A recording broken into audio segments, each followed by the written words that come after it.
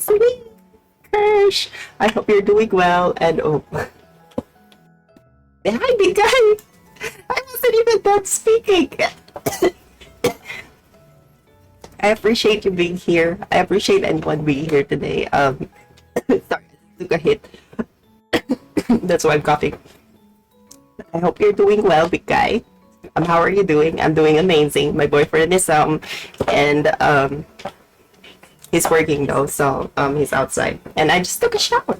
I washed my hair today, so I feel pretty good that I washed my hair today. Um, I'm so happy for that. How's your day? Like, did you do anything? You went to work today, I assume. I hope work was alright. Um, Another video. Oh my god, you're so hardworking. What the hell? Why can't I be like you? Why can't I be like as hardworking as you, huh? Why is life so...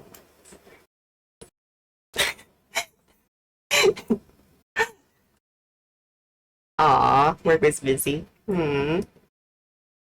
Honestly, maybe you should... Oh, no, because you're using a script to like... So, what are the manual stuff that you need to work on with the videos? Like, is it more on the uploading side?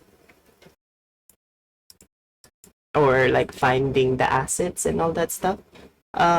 Also, just gonna be watching YouTube stuff today. That's what I usually do. Um, I don't know why, but yeah. Um, there's a few stuff in here. Sorry, I'm just like looking at my Also, if my audio is kind of off, just let me know. Sorry, let me just wipe my sweat for a second. Cause yeah. Um. Ah. Eh, I mean, fair. I mean, yeah, fair enough. Um, is there a way that you could add the... I'm sorry, this is just a suggestion. Don't take it differently, but is there a way that you could like embed the actual video or the date on the footage, on the actual footage that you're capturing, or instead of putting it as a subtitle, if that makes sense? But obviously it would have to be automated, right? So yeah, I'm just wondering about that. But don't mind me. I'm just yapping my mouth out. But yeah, I really appreciate you being here if you're here. And yeah, like I said, I think this will be a short stream, probably. I'm not sure. I'll see how I feel. I will, because yeah, I will be streaming tomorrow as well. I'm gonna try streaming for 5 days nonstop. Ew. Fair enough, fair enough. So um that's fair, that's fair. But are you able to do that though? Like, is that something you can do on the very software, like on, or do you need to like, I don't know. You know what? Don't answer it, because yeah, I'm just thinking. Um mhm, mhm. Sorry, let me just move my screen around for a second. Um so yeah, it's probably a lot more work, it's a lot more tedious work. Probably you'll probably end up using another software or something. I have a feeling. Because yeah, I have a feeling. Okay. Anyway, sorry, I keep talking. Let's see this one. TikTok is in serious trouble right now. Why? Why is it on serious trouble? Is what I would ask usually. Um, yeah, I don't honestly know. Also, I'm gonna cover myself for a second because I don't really wanna, you know, show my disgusting habits on the internet. So I'm gonna cover that one. And then, yeah. Let's I'm see. like Okay, I 30. haven't seen this. Okay, so this is like, I don't know why the video went there, but I haven't seen this, promise. I promise I've never seen this before. Hello, guys and gals. Me, Mudahar. In today's What the video, we're hell? going to be taking a look at why the government hates TikTok so much. Ladies and gentlemen, TikTok is apparently being Rar. sued by several states. One of the key infringing aspects was the fact that TikTok allows kids to be exploited through live streaming. Kids are being mentally, tortured through algorithms that TikTok provides, and their personal information is being hijacked by this Chinese company. Now, I want to start this video off by telling you and asking you a question. Do you think the internet is safe for children? Honestly, I would say probably not these days, okay? There's a lot of applications and a lot of games, a lot of groups that are specifically out there targeting children. And I'm not saying that things were somehow different back during It definitely targeted me with the do re mi fa so, do re mi fa so. That's a fun game on TikTok. my day. When I was a kid, the internet wasn't as mature as it is now. But I think the internet can still be used safely by children, providing that their parents do something known as parenting in order to make sure their children are safe accessing the interwebs. You don't just leave a child unfettered access to the internet. That's just bad stuff waiting to happen. So to start this off with, So, okay, so in my experience, I never experienced monitoring from my own parents because they weren't as they're not as savvy as I am with computers.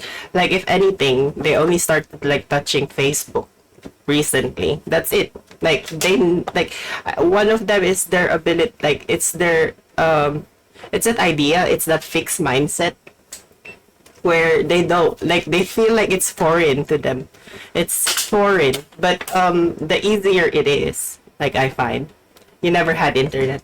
I mean, yeah, obviously you didn't touch. But what? How old were you when internet was introduced? By the way, big guy. Cause yeah, I think I was 4 years old or something when internet started appearing in internet shops and stuff. Like I remember I remember me and my cousins, we would go to the internet shop at at the weekends just so that we could play like a certain game together. I think I also mentioned the Korean drama that we watch with my sister. Like we'd have to like stay up until 12 a.m. just so that we could fucking watch the fucking drama. ladies and gentlemen, one of the things I wanted to go off with was obviously But yeah, I never experienced being monitored. My niece, the niece that I was playing with last time on the stream, she is being monitored by my cousin. Like someone's monitoring her activity on anywhere. 28. I say 28. How did it feel then? Like what? How was it back then? Cause yeah, I think when I saw the internet, it was already like, it was already It's not It wasn't what they call this. It was already graphical. Like it already had the interface and all that stuff. It wasn't what do you call that shit? I for like yeah, Google. Oh wow, I see. So I'm imagining you saw it at like the very raw bits from the command line type of doing shit. Because yeah, I noticed I'm not used to doing like command line sort of stuff. Like, because obviously I grew up being able to use the mouse and all that. Sorry. talking about, crazy articles that I would find on the internet, right? That would talk about how the internet was allowing kids into virtual clubs. So this one piece by the BBC back in 2022 made me laugh as soon as I got to the part where they talk about VR chat. So VR chat, for anybody that doesn't know, is a user-generated content-ridden application where you can just basically Fucking hell. I bought that fucking game. I bought that game and I never played it. It's so, like, I just felt like I missed out on something. But when I tried playing it, I was like, crew, crew, crew, crew. So when you were like, no, like 1996. Oh, let me see. Because yeah, Wayback Machine is, but like,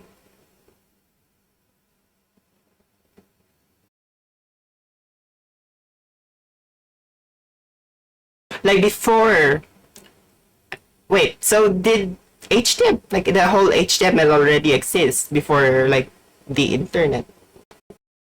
Like, okay, sorry. I'm just thinking about it now. It was where like Ugandan Knuckles was sort of a meme. It's a place where you can get access. Like, are you able to already like create like those sort of shit at 1996? Like, what do they call this?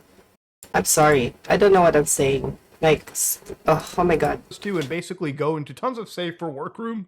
But there's plenty of rooms where you can go and sit and attend virtual strip clubs. Okay. Ew. Now, is VR chat any different than a bunch of kids loading up Grand Theft Auto 5 that their parents bought them and going to the Vanilla Unicorn together? I would say the GTA version might be a bit more titillating. VR chat might be a bit more cringe-inducing. 1993. This isn't much different than like Oh, video websites I see, that I typically see. age-gated back in the day by going out of their way and saying, "Hey, are you 18 or not?" Now you find me a child that ever clicked on, "Oh my God, I am under 18. I better get off this website, dog." Nah. Nah. No child was that stupid. Everyone clicked on the, "Oh yeah, I'm like 30 years old. I'm good." And then you get access. I'm 100 years old. Like 150, in fact.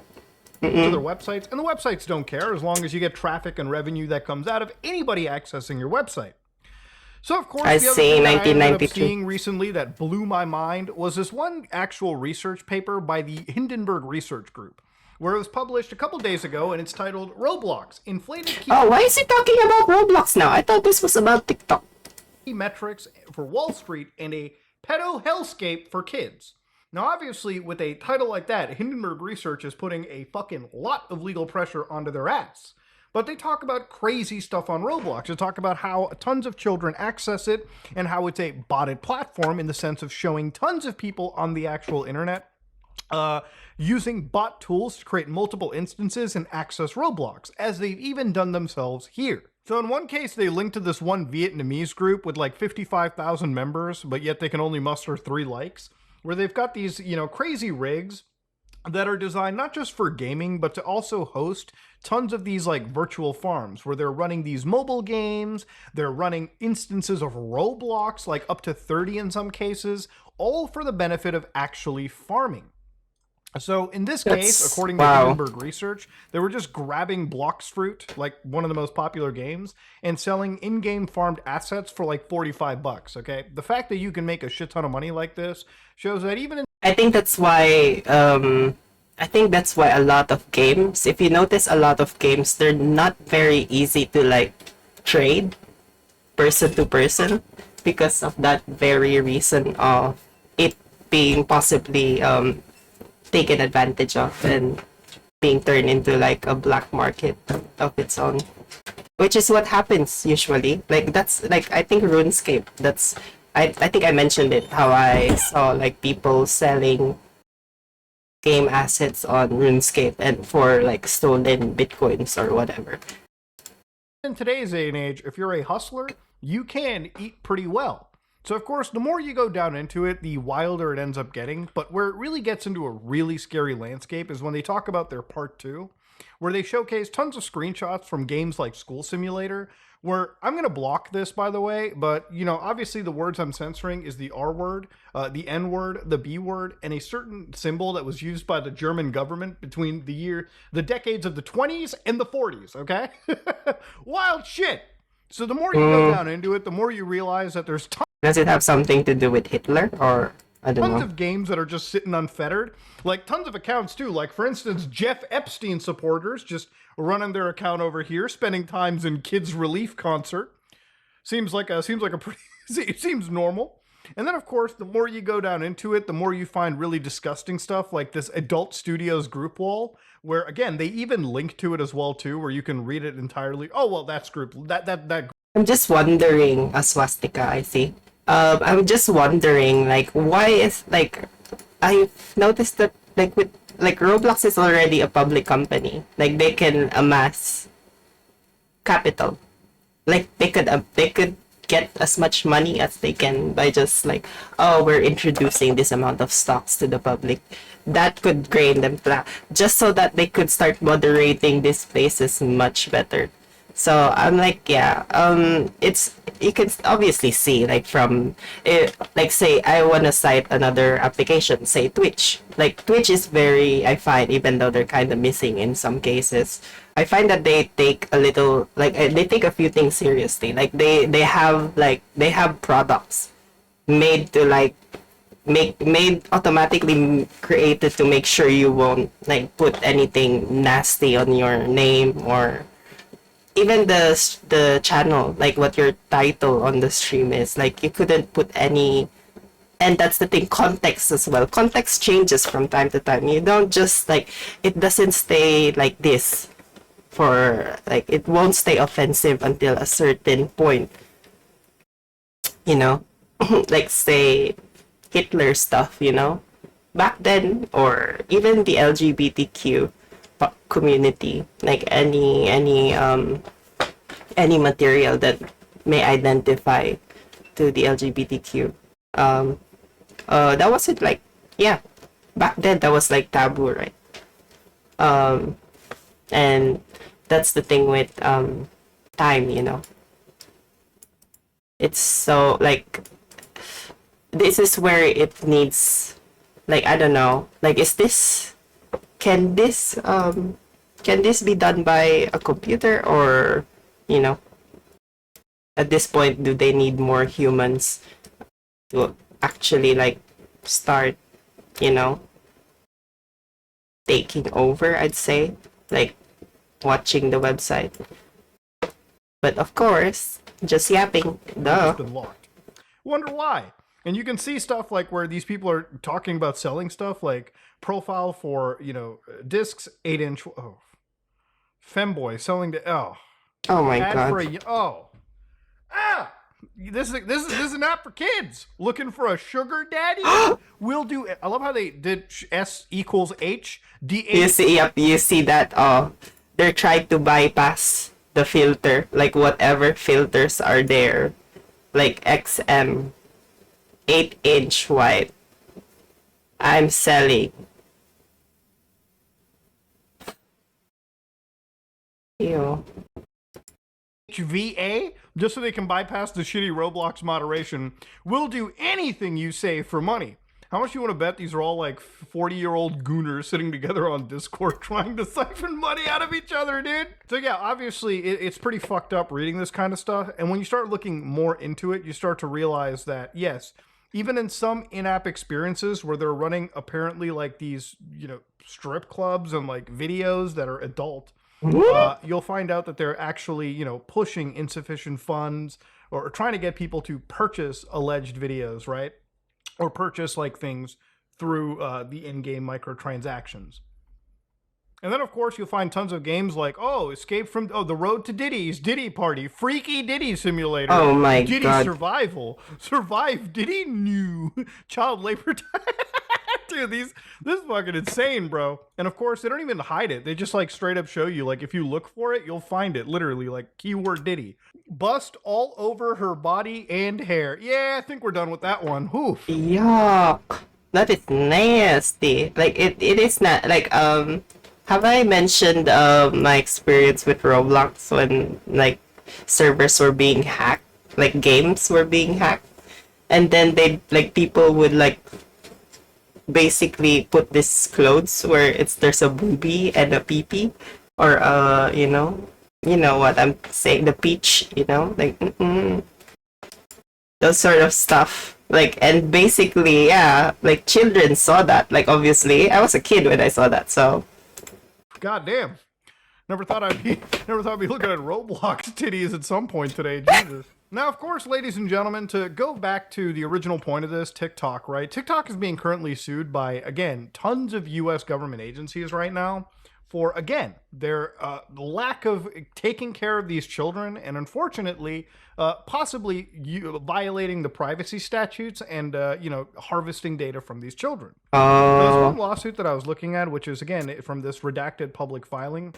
And again, there's plenty of other actual complaints from instance the state of Vermont versus TikTok, where they actually talk about numerous things. Like, for instance, they talk about TikTok knows pro. okay, let me see that. Um,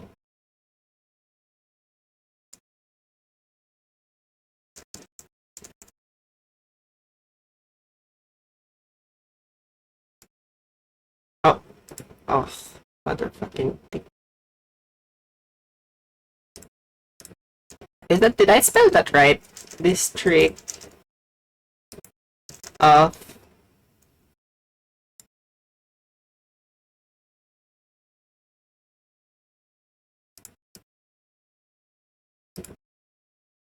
Nope. How do I open this in another? Fuck. Infinites. Oh, okay. So they're talking about a lot of things here. TikTok knows what that prolonged compulsive use of its app poses a profound risk to harm and mental health and well-being of the district's children. Filters, push notifications, live, and coins. TikTok misleads users about the safety of its app to maximize usage and profit. This represents commitment to user safety, effectiveness of content moderation system, failure to disclose, deceptively downplayed risks and harms caused by these filters. TikTok claims to restrict access to its app, but knows age gating is largely ineffective. TikTok claims to offer ineffective user and parental controls to limit unhealthy app usage, but it knows. Okay, so they basically offered the product features that doesn't basically work, particularly for monitoring kids. As far as I know, they also got sued for by another. I'm not sure if it's the whole United States, but yeah. Penetrated market. Oh fuck, they're mostly redacted stuff admitted to. Infinite scroll. Yeah, I noticed this in Australia as well. Like, it's so crazy. Public filing. And again, there's plenty of other actual complaints from instance the state of Vermont versus TikTok, where they actually talk about numerous things. Like, for instance, they talk about TikTok knows prolonged and compulsive use of its app is dangerous and harms the well-being of this state's children, right? They use coercive design to induce overuse in ways that harm children, right? So they talk about filters, push notifications, TikTok Live, the infinite scrolls, and again, that all important algorithm, the recommendations engine. So when they talk about kids being exploited through the live system, I'm going to go exactly to page 69 where they discuss this specifically. They say that TikTok knows live drives financial and exploitation of children, contrary to its representations and commitments to safety. So TikTok represents that it does not allow content that may put young people at risk of psychological, physical, or developmental harm. The company further expresses, we are deeply committed to TikTok being a safe and positive experience for people under the age of 18. So when they talk about it, they say the company knows the live is unsafe and exploits children financially. Like operating in part like a virtual strip club, Live provides young streamers with a performance stage and allows other users to entice streamers into acts for exchange of virtual money. So as they described, they said that it encourages users to buy coins and send gifts. You know those NPC like TikTok memes where they're just like spamming them with gifts? That's what it's like here. The company is fully aware that these monetary rewards encourage predatory behaviors or soliciting, or whatever blank is, or soliciting gifts in exchange for promises during live streams that are never fulfilled. Research confirms this. Study shows that younger generations report higher rates of victimizations from online fraud, like whatever, than adults. TikTok knows this well, admitting that blank on live leads to blank, blank, blank, blank. In fact, even pretty recently, there was apparently an internal investigation allegedly at TikTok with actual documents apparently uncovered by NPR and Kentucky Public Radio, where apparently the actual executives were pretty aware of the harm that the app actually caused teens, for instance. And they did discover that there was a high number of underage streamers receiving gifts or coins in exchange for stripping. So this is something that is so, blatantly happening. This isn't even the first time to It's an open secret. There's a great video by Upper Echelon Gaming who actually... That's what they call an open secret. That's similar to I think I mentioned it before, Weinstein in the whole industry, or the toxic workplaces that some industries, or mostly like broadcasting, because that's what I'm interested about. So yeah. Dove into the subject as well about over a year ago, where he pretty much explained that this situation has been happening And to be honest with you, I don't really agree that TikTok, didn't have any idea of it even when that video came out. This was something that was kept under the rug, in my opinion, until obviously state lawsuits had to be filed against TikTok for them to even acknowledge this. So they reference this one Forbes article, like how TikTok Live became a oh God, dude, these headlines are insane, bro. Reports that teens and other users were being exploited over live, where older adults entice younger users live streaming to perform explicit acts in exchange for gifts. They could have just gone to cam4.com. Gosh. But of course, obviously these are adults. These are adults who have the ability. Obviously, they have the money to take advantage of someone who doesn't even have the ability to think for themselves and like make those sort of judgments like an adult does. Like, they're not even liable to go to fucking jail yet for most cases. Like, what the hell? Included a 14-year-old who told viewers that they were paying her bills in exchange for viewing all. So immediately they start even listening to the CNN, which this is all new to me. Apparently CNN created a test account for a 14-year-old, and just after 17 minutes of use on the first day, the account was flooded with suggestive live recommendations in the For You feed on the user's account. These included live videos of girls in short shorts, with the reporter stating all we're seeing is this girl's bottom in the frame. It looks like that's the point of this video. So it almost feels similar to like Twitch TV, like when you start to see like a lot of these like bikini streamers who are on like a website. There's a number of those here. There's intermixed with like adults and kids, and with like these bit systems, with like all these donation systems in place, kids really are taking advantage. You really are bringing a strip club over to the kiddos. Except, at least in Twitch's case, I don't see anybody under the age of 18 becoming a bikini streamer. It seems like on TikTok, really, it seems like anybody under the age of 18 is just allowed to, kind of access like this pretty unfettered. And that, yeah, I think it can also be used as an excuse for something, like, say, like if you want to travel, like an IRL travel, say, like on a beach, that allows the person, if they're under that certain age, to like, and there's nothing necessarily wrong with it. I think it's rather that whole, like, okay, I'll give you this amount. Like, it becomes like the point that it becomes a transaction. Like women, particularly young women, shouldn't be stopped at like wearing whatever they want. I mean, obviously, unless they're indecent. But like, say a bikini, for example. Teenagers are often like, they become rebels at some point. They want to become, you don't want to be telling a teenager what to do, because they will do the opposite of what you want to happen. So nothing wrong with wearing bikinis and all that. It's all about the way they're sexualizing them. Like, we should stop sexualizing them. Like, it's so nice to see people like, for example, at the club, and the first thing they ask is like, the first thing they say is like the age or something. That's the very first thing. And there are certain cases where adult men get taken advantage of or something by someone who's actually underage. There are cases like that, indeed. But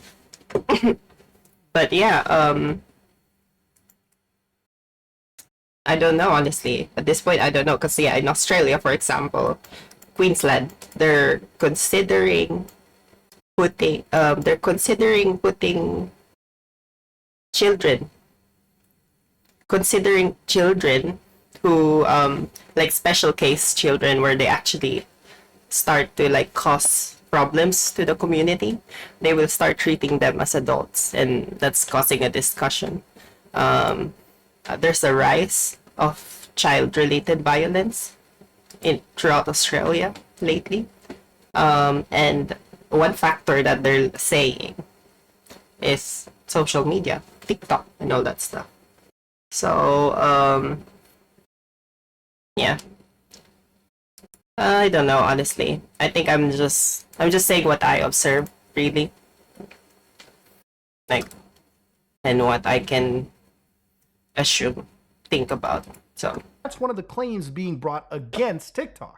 So in another redacted public filing over here, they talk about TikTok knows the prolonged compulsive use of its app proposes a profound risk to the harm and mental health of an adult or a young person's well-being. So again, going to like that exact page over here, what they're talking about specifically is children are a crucial market for TikTok. They are highly connected to the internet, more likely to have more social media accounts, and more likely to spend their free time on social media swiping through an app. Additionally, children often influence the behavior of their parents and younger siblings, opening potential market for other age groups. So TikTok admitted the app only blank blank, but that blank blank TikTok is well aware and exploits how valuable kids are to its business.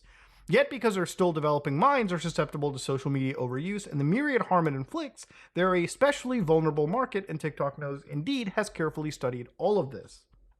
So they start talking about how obviously children are young. They start to go into the idea of dopamine systems, participate in the neural coding of reward and motivated behavior. The precise area that is stimulated by reward patterns, like those leveraged by TikTok, the heightened sensitivity of the dopamine system during adolescence, coupled with the underdeveloped prefrontal cortex, makes 13 to 17-year-olds on TikTok highly susceptible to risky behaviors, temptations, and manipulations by the reward systems. see, so that's like, yeah. If you studied psychology in high school, you'd know how the children's brain works. Like, I don't like basic psychology stuff.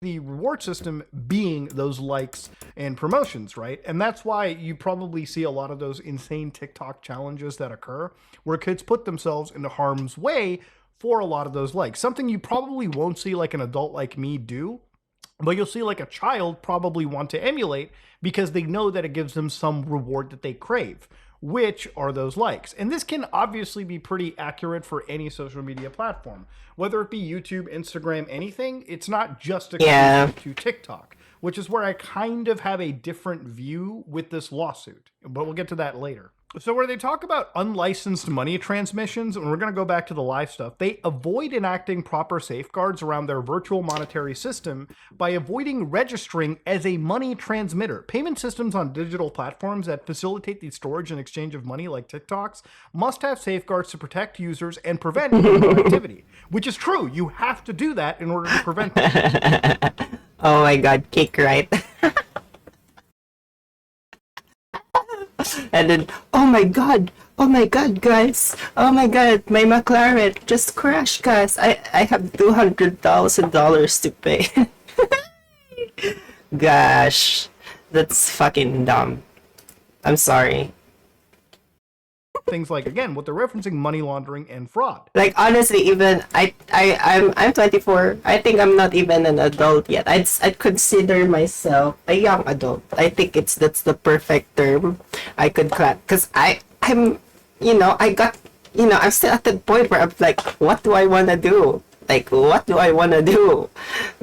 Because yeah, I tried things. I tried working in different industries out there, but yeah, after a while, I don't know, maybe it's the depression, maybe it's the anxiety, but maybe it's just me, maybe I haven't found it yet, but I'm realizing that every job out there is basically like, I noticed the repetitiveness, and the whole politics that goes along with it, and yeah, that basically demotivates me to work. I'm not gonna lie. So those safeguards are necessary to protect users. For example, some jurisdictions require banks and peer-to-peer platforms to have adequate oversight, reporting, and consumer protections in place. But most of the virtual currency exchanging that occurs on TikTok, they don't do any auditing, allegedly, no documentation, or not even a cap on the amount of money that you can spend or receive. So if you wanted to, I guess, give off like thousands of dollars. That is actually true. Like, I've never used TikTok Live, obviously, but yeah, I wonder how they're getting paid. Like, did they ask for like certain, like, think about, like, if you make money on YouTube, you'll probably be asked a few questions in addition to your payment method. So it's not just like straight there. They're gonna be asking a few questions, mostly related to income, right? Like tax purposes. Even Twitch did it for me. They asked a few things. I had to fill up a form and all that stuff. Like it's like onboarding, for an employee. It's like it's similar to that. Like you're an employee or a contractual person for this business, and then this is our agreement. So yeah, I was just curious if they have It's that. not like TikTok's going to jump in the middle and say, there's a daily limit, allegedly.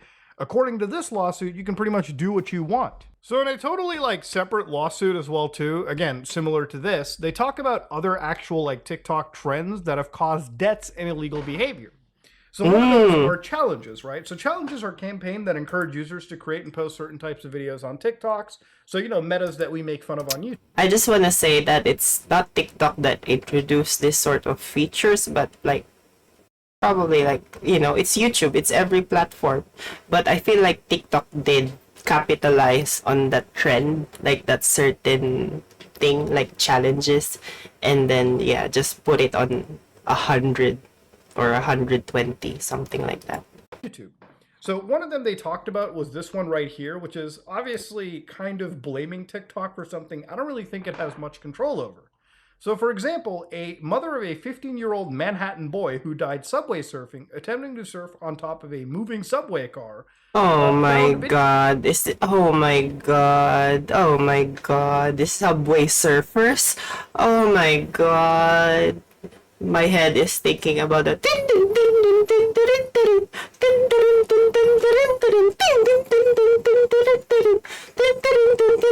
Oh my god, what the fudge? Videos promoting subway surfing on a challenge on his TikTok account. He also received an ad for a ski mask, which is used to hide an identity. Oh now, my I didn't know lord. that this was a thing. I thought Subway Surfers was just like a video game that you played on the side to retain viewers, right? Like literally. Sorry. I could right now talk about Linux file management. I could talk about Linux package managers. I could sit here, talk about fucking apt-get, Pac-Man, Yum. I could talk about the Linux kernel and the differences between BSD and Linux. And as long as I've got Subway Surfers on the side, you probably sat through and listened to me scream that shit out. That's how useful having gameplay footage on the side really is. It's like watching clips of any creator talk about shit and then just having Grand Theft Auto online stunt footage running. People will just stick and watch it. I didn't know that actually subway surfing was a thing. I didn't know this was a fucking crime that was being done on the internet and shown. Guys, if you see a subway, it's best not to jump on top and surf it, okay? There's a good chance, a very good chance, you can die. All right, do not do it at all. So again, when you go down even further into it, they actually mention another thing like the Kia challenge, which shows kids how to hack the ignition and start many Kias and Hyundai car models. Dog, just say they're teaching kids how to steal vehicles at this point.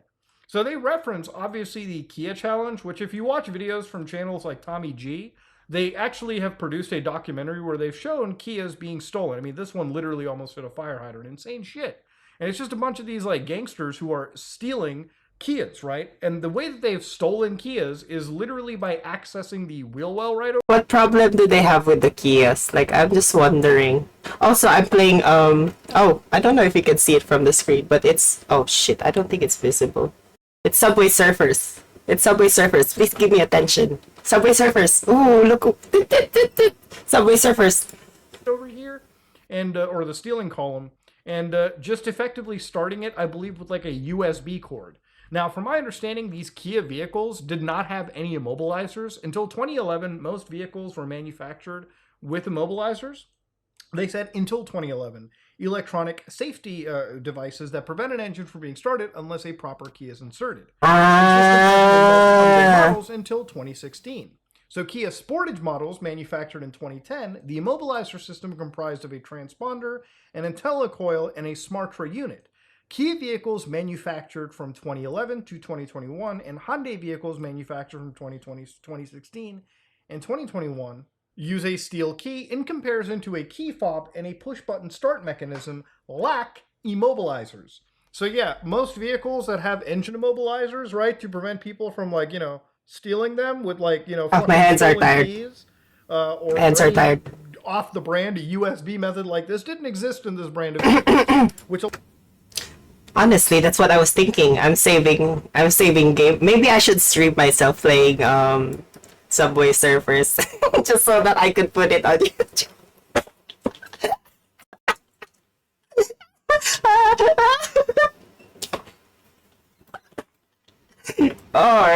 Or maybe I should put it here on the stream just so that like we'd get the oh no, that's not good in it if like we're getting the attention of children. No, that's actually not good.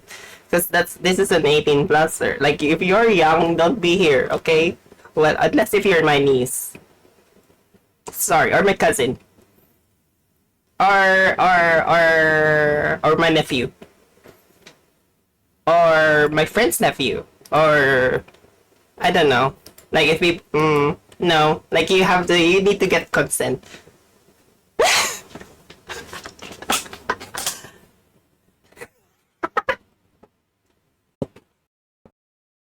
Why are you saying that? You're so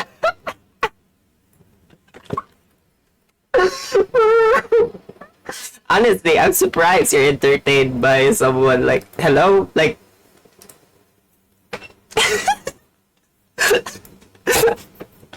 like shouldn't be on your like you should be seeing the grannies, shouldn't you, mister? I'm kidding. allow them to be stolen No, pretty it's okay. relatively easily. So yeah, obviously you probably shouldn't buy any Korean vehicles in these specific years if you're Sorry, worried let about me your just fucking put this car smaller being again. stolen. I need to Especially take a when hit now. methodology is I taught forgot. so openly on Keep sites like forgetting. TikTok. So again, to go back to it, what they said was a study of adolescents and young adults that unfortunately includes people like Jack Doherty to participate in dangerous challenges where Ooh, he said it. engaging in online Really? Well, maybe we should support all the grannies on Twitch, eh? Grannies, grandpas, we love you. I'm subscribing to this granny who sings karaoke. She's Filipina. I'm watching her sometimes. I think her name is Soki something. I don't really watch a lot on Twitch. I'm not gonna lie. Sorry if I don't. Please don't hate me for that. But I like making good connections with people. Like that sort of chatting, making conversation. But yeah, I sometimes watch it. So what they call this, if there isn't too many, there's always a bit for future ones, so that's an opportunity. If you do that, like that's gonna encourage other grannies to be like, oh, it seems like people watch me here, maybe I should show my face often here. And then you get more grannies, and then you get more content. So there you go. Are you paid by Twitch? I swear to God, big guy, if you're being paid by Twitch, I'm gonna feel shit. likes and views were reportedly as high importance to these people. I hope you're not being like. I hope you're not a Twitch employee. Okay?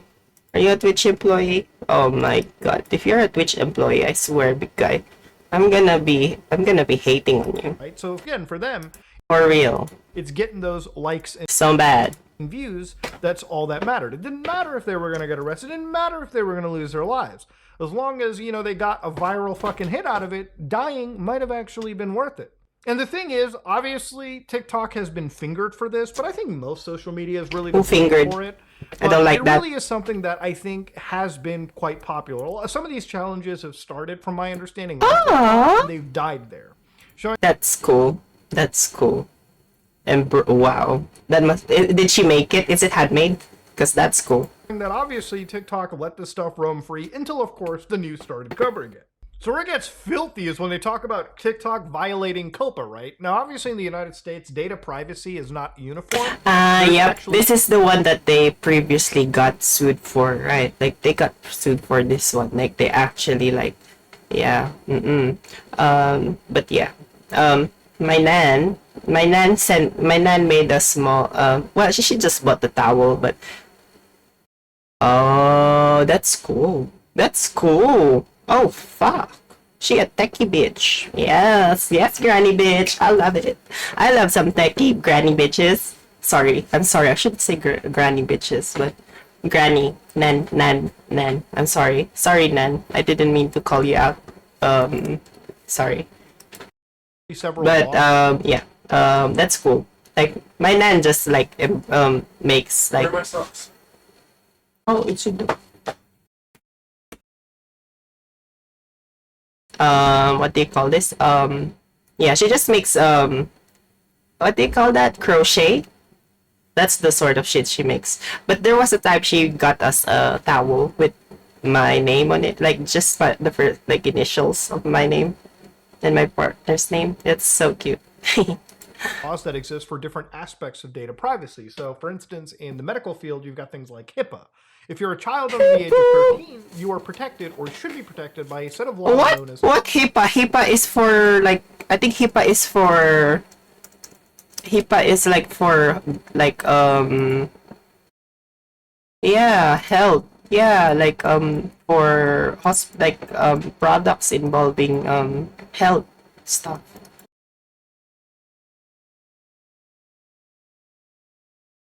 Wow, summary. Call this a summary. This is fucking bullshit. Never mind. Simp mom.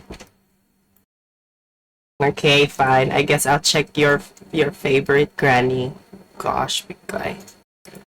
Gosh.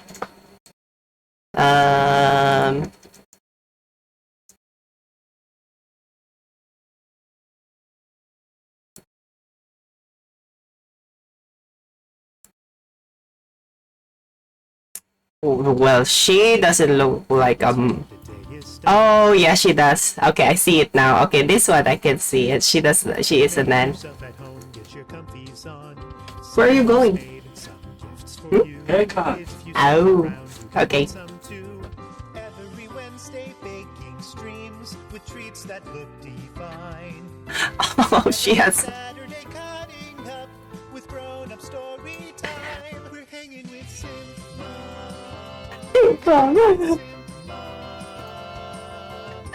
your language clean and fair, or you'll be stuck in the thinking chair.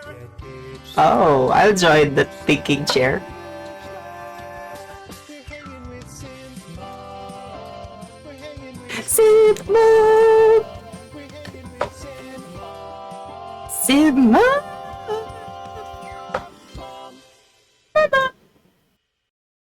That is so cute. That is so cute. That is so cute.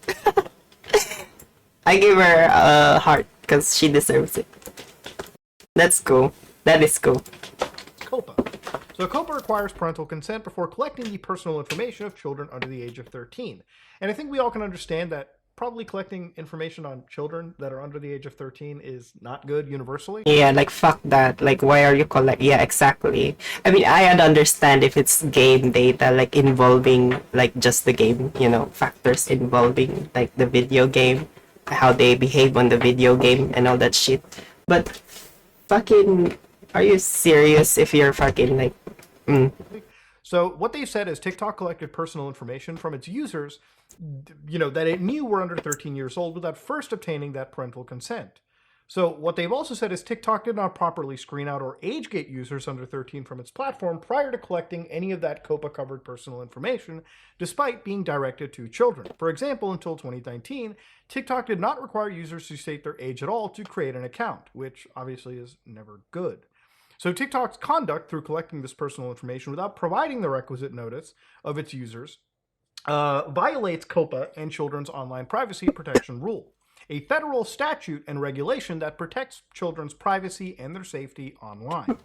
So obviously, none of that is good information. And any website or really any group that wants to take advantage of children like this and access their information is not something that I think should ever be protected. And you might be wondering, okay, Muda, what about like Facebook and all these other companies? Why don't they go after them? The actual thing is they do. The government goes not just after TikTok, but there's another lawsuit that I'm showing you right here where they went after Meta and Instagram. So where they talk about Meta routinely violates COPA in operation of Instagram and Facebook by just collecting personal information without ever acquiring that verifiable parental consent is what's really... it's because these fucking companies makes a lot of money these are like the largest companies in the United States. Those are the companies that attracts.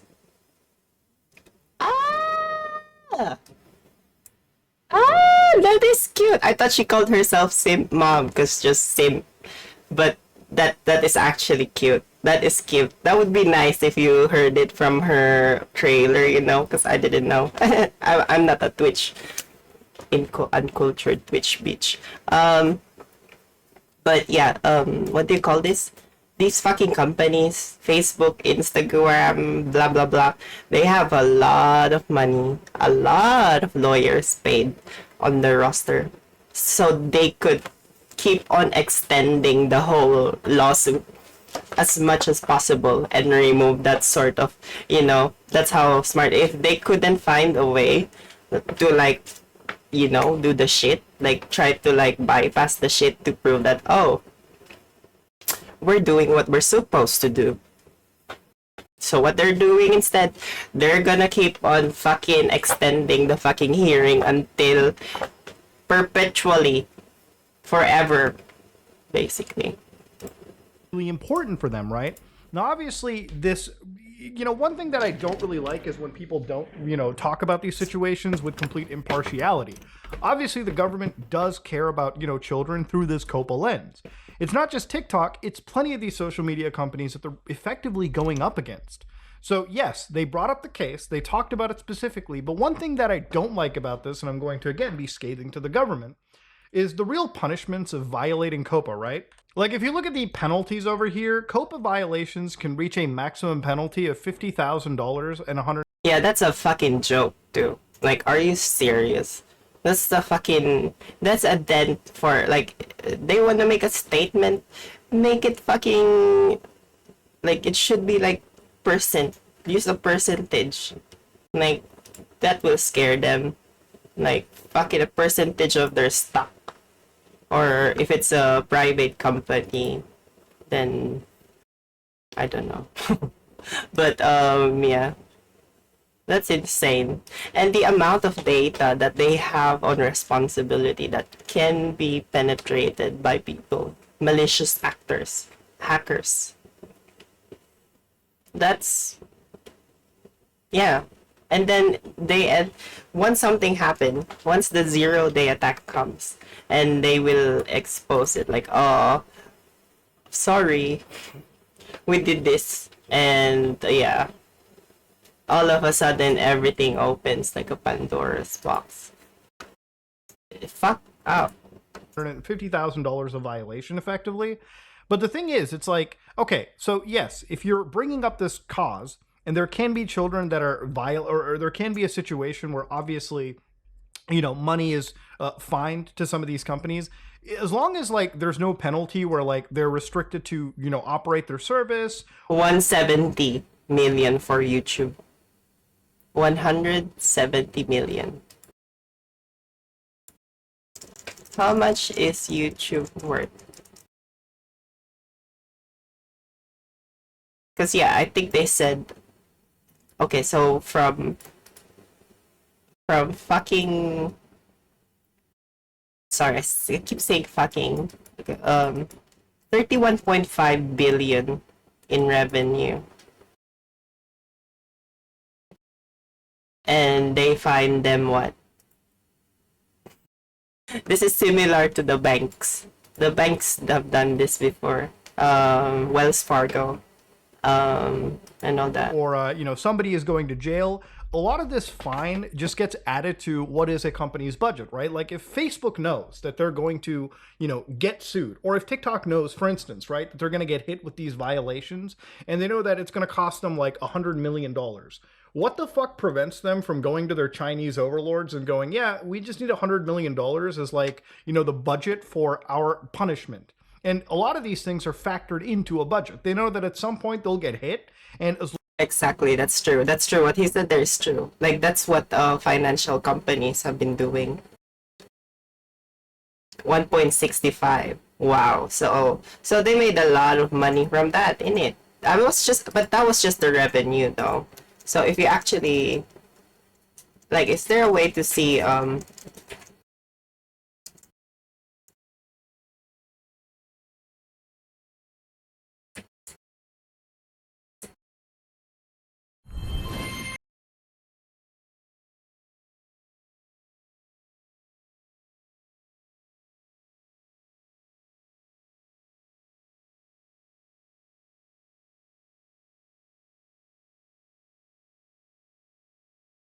So it's just you. They're not gonna class. Do they classify if it's from YouTube? Okay. So revenue. This is for 2023, fourth quarter of 2023. Revenue alone is 7 9. That's 9. I think 9 billion. Oh no, that's Oh wait. Oh yeah, it is dollars. So I'm assuming this is billions. 9,200,000,000. Services, clouds, other bets. Yeah, I knew I actually encountered that, 2000 and something, 2000s. I remember having YouTube having their own platform, but it was so slow. It wasn't like, it wasn't even YouTube was slow then, but YouTube was like you just have to wait like I think that was the thing back then. Like it was all about that buffer with the videos and all that shit. Yeah. So I I'm just okay. Never mind. I won't ask about it. Like, let me see more about their fucking shit. Answer reduction of our workforce. So they also reduct like we recorded related charges of 2.1 billion for the next 12 months, extended December, quarter ended, year ended, cost of revenue, blah blah blah blah blah blah blah blah blah. Forward looking statements. Okay, now this is their fucking. I think this is for everything. Not really like in millions. No.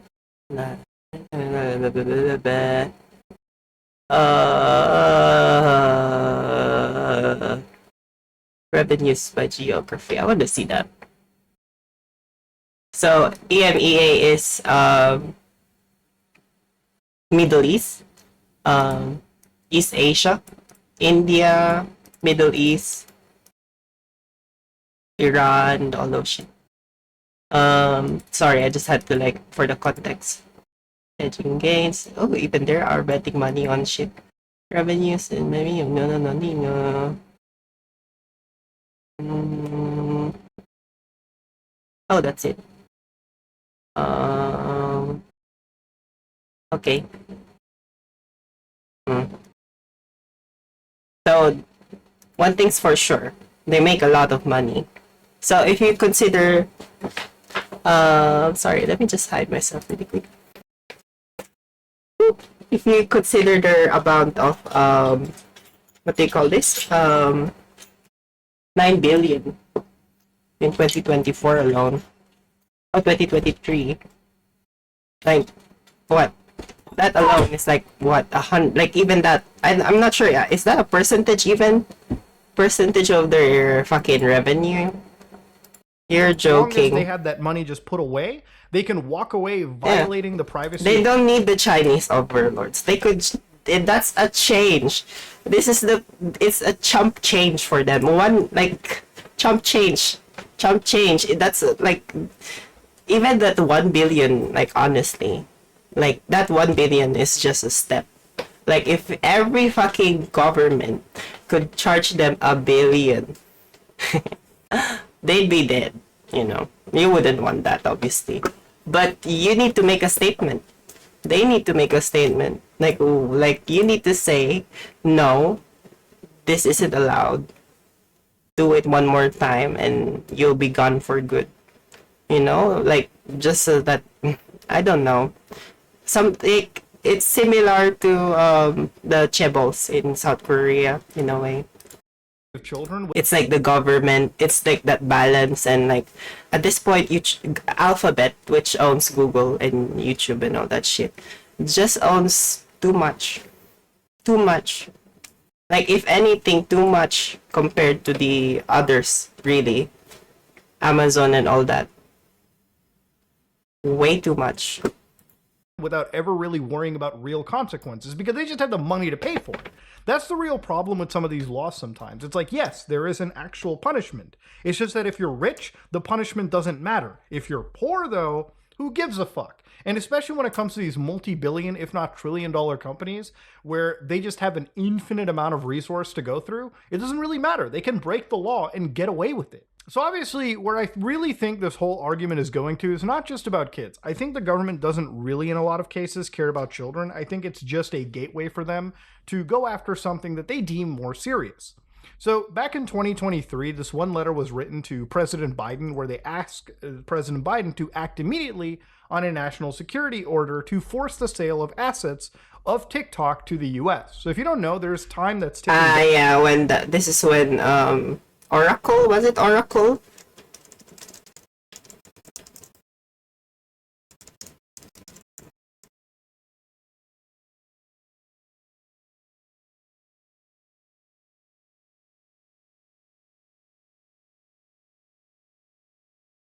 Oh.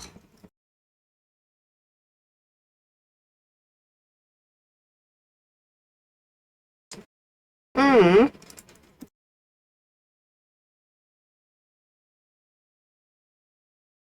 There we go. Oracle chosen as TikTok's secure cloud provider. Oh wait, no, I don't think this is the one. Oh yeah, it is. Oracle beats Microsoft the TikTok deal, according to Financial Times. So yeah, they gave it over to Oracle. So now I'm thinking now to think about it, it's like a world scale now. You got there's a lot of applications now. It seems like TikTok is like on top at the moment.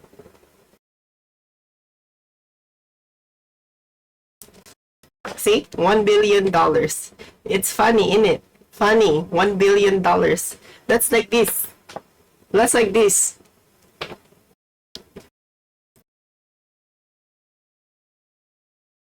That's like this to like this. Like, I don't know. Like fucking the moon. Like this to the moon. Like crazy. Like, oh my god. Like, I don't get it. Like, I don't. It's weird, first of all. Because that means they have a lot of control for shit.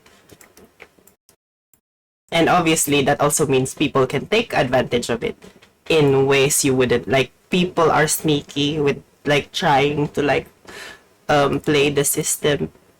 And that has consequences, unfortunately. Like, trying to, like, attract the algorithm and all that shit.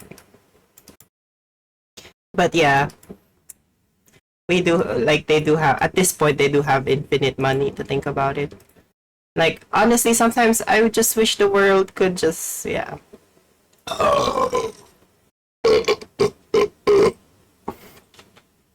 Sometimes it feels like the world should just fucking meet another asteroid or something.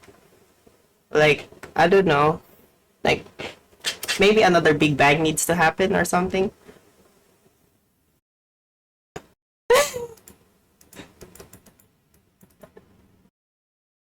Oh my god, I'm looking at that and she looks like Mulan.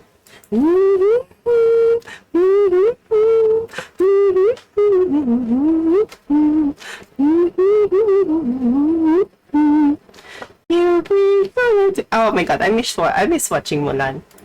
Down. I'm gonna watch that again. I think it's January of next year, where TikTok has to give up its company or they risk being banned. Now, obviously, I don't think TikTok's going to ever sell their branch or do anything. They'll just take the ban and call it a day. But yeah, a lot of the U.S. tech companies and politicians were talking about being, seriously worried about data being stolen from the U.S. Not just children, but really anybody. And of course, the influence that comes with a foreign country social media app in your country, right? So where they talk about this as public servants who bear a profound responsibility to protect the well-being of future generations by mitigating potential hazards in a digital realm. This entails equipping users with the knowledge required to navigate online risks. Additionally, we must empower parents with the tools to effectively monitor and comprehend their child's online activities without compromising their future. So where they say TikTok must not be used as a tool of foreign surveillance and indoctrination, which this word is really important. So what I think really makes the government fear this is obviously it's a pretty realistic fear. Children get older, and the moment they hit the age of 18, they're effectively old enough to vote in a federal election. So if you control an algorithm, like for instance, it's reported that around 150 million people use TikTok, and if a chunk of them are young, they're going to just get older, right? So let's say that as that audience ages, right, and you've spent years sending whatever propaganda you want. Yep, systematic. I think I never thought of that, you know? It's funny because I never thought of that until like when he said it. That TikTok can indeed, and all of these social media applications can indeed be used for fucking propaganda and fucking manipulating people's opinions on certain things, especially with its scale, like the billions of scale. Like that's like 1,000 million at that point. Like that's, you couldn't be friends with 1 billion people, you know? You wouldn't recall all of their, that would be a fucking Excel spreadsheet that would need to be accessed differently, you know. You need to like, that's fact. Like God bless if you were like to like have 1 billion friends. Like I'd kill myself if that happens. Like what the hell? Application. Remember, I'm sorry. you can control. I'm kidding. Sorry. Please don't ban me, Twitch, Amazon, Jeff Bezos. I know you're bald, but it's a diamond. It shines. Wow. The algorithm. If you Mr. want to Clean. push the Democratic Party or the Republican Party, it's entirely your choice as a foreign country, right? Now, in some parts of the world, shut up some now. could consider that as election fraud or tampering or anything. But really, who's extraditing a Chinese CEO over to the United States? I figured. Any big country, as long as you've got that leverage and power. Thinking about it, like I figured you would. Like you said, you have like 1,000 people tracking. You're like a fucking. You're scary. I'm scared of you now, big guy. Do you know that? I'm kidding. You're scaring me now. Doesn't really matter. But the real fear Okay. here is obviously Okay, another country. sorry. Okay, so I missed by like what, 7? Okay, I'm sorry. Then 1 raised to the power of 7. Then Can in fact Bitch. affect your elections, affect your politics. Oh, wait, which that's still one. directly can affect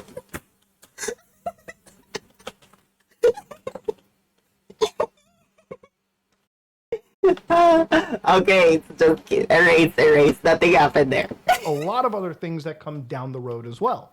So obviously the government is pretty fearful, and I think it's a right to be fearful. I really don't think that team sports or politics is a place when your actual government can be manipulated, theoretically, by a foreign adversary like this.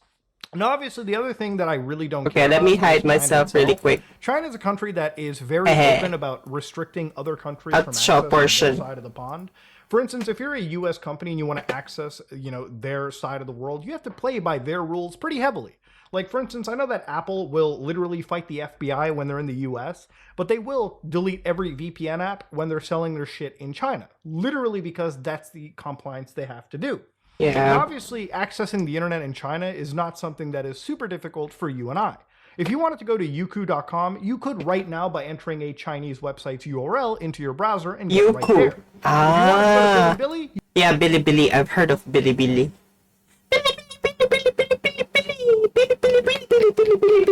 you absolutely can watch Chinese YouTube. In fact, there's people who are uploading my videos. I think there's also places in. Oh yeah, oh yeah, he does have that. Wow, dude is pretty famous. What do you call this? There are also there's also people in. There's also things in Russia. I noticed like Russian applications. This is what I want for the Philippines, you know. I hope the Philippines could get there one day. Even Australia, you know. But Australia is kind of doing good in there, in that thing. Like they're building applications. Like I noticed Australians are building applications suited for business purposes. So they're doing really well. Like I noticed MYOB. What do you call this? I forgot what application that is. Like it looks nice. It just needs a little bit more refining. And the Philippines, obviously, they're still like I find that the Philippines is still missing that sort of yeah, they need a little bit more of. I hope people could come back one day, the Philippines. That's what I hope. And like that's what I want for myself as well. I want to go back one day and actually do something. I don't know what that is, but I think that's one of the things I want to do. On Chinese YouTube. This one guy uploaded COD 4DS. This guy liked COD 4DS so much, they were like, the Chinese people must see this. I'm glad that I've got some fans over in China. But of course, the more you go down into it, you'll just see straight video rips from my side. Now, obviously, it's a Chinese website. Can't really be hitting it with the DMCA, nor would I even bother. It's just people sharing like American content for Chinese people to consume, which is cool. There's a bunch of people even commenting on it. Yeah, a lot of I don't know squares. if they hate me. I don't know if they're like talking shit. I can't read it, and honestly, I don't want. Well, he should use Duolingo, is all I can say. Duolingo has Chinese in simplified form. 我叫 Kershan. 你好. See, I introduced myself. Basic stuff. Want to even bother reading it. You can access things like Weibo, which again is literally Chinese Twitter. Now again, the thing is, you and I can access a bunch of Chinese websites. China cannot access our websites. For instance, if you check the Chinese firewall test, which literally will check with servers in China if they can access American websites, if I wanted to see if Twitch TV is accessible, it's currently blocked. You can access it from mainland China. Now, and coincidentally, if I go to kick.com, you can effectively go to Kick from China. That means I can go to kick.com. Oh, the China Uncensored? Yeah. Yep. Yep, it's yeah, I bet. That's like a case example of good moderation. Because they can actually... I think they're being they're being scared by I don't know, I think there's a fucking, I don't know, if that no delete, I put you, oh shit, I'm sorry, I sound fucking, oh my god, I sound like a fucking, sorry, I don't want to be a racist, please, I should stop, shush, because yeah, they did that in the Philippines actually, to be honest, the pogo centers, people who couldn't pay shit in whatever shit they got in there are being tortured. So I have I'm sorry, that's my assumption. Educated guess, bitch. If you know, no KPI met, no KPI SLA, bitch, torture, jail, gulag, now. Carl, I can start a Twitch stream right now where I can, or Kick stream, and I can literally have me showing Xi Jinping as Winnie the fucking Pooh and get away with it. All right, they wouldn't even. That would be unless a Chinese enforcer regulator got in and saw that shit. Do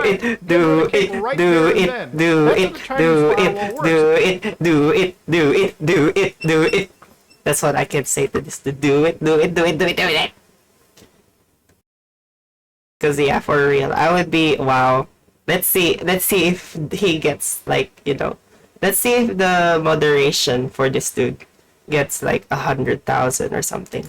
It's okay if you wanted to go to something like wikipedia.com and read up about Chinese war atrocities. Yeah, not happening, okay? Oh, hell yeah. Do you want to go to youtube.com and watch shit? Uh-oh, SpaghettiOs, that's blocked. Do you want to access the global town square known as twitter.com? Oh, wait, I'm timing out. Let me just get rid of one dot.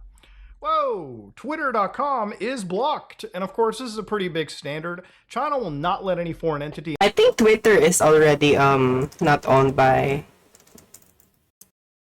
Yeah, it doesn't redirect you to oh, they still do. I will show you my fucking Twitter. It's not my actual Twitter. It's just a fake account. Into their country, and I think a lot of it is due to the fact that if the Chinese people could actually go and get all the information uncensored and unfettered, it might be pretty dangerous for the Chinese Communist Party to operate the way that they do. So again, it's literally rules for thee, not for me. They can affect other countries and the children of other countries pretty much openly, and the moment you start crying to them, I don't want to show my fucking pics to Motherfucking Elon Musk. I'm like 30 years old. I'm good. And then you get access He's 30 years old? Oh my god, such a grandpa.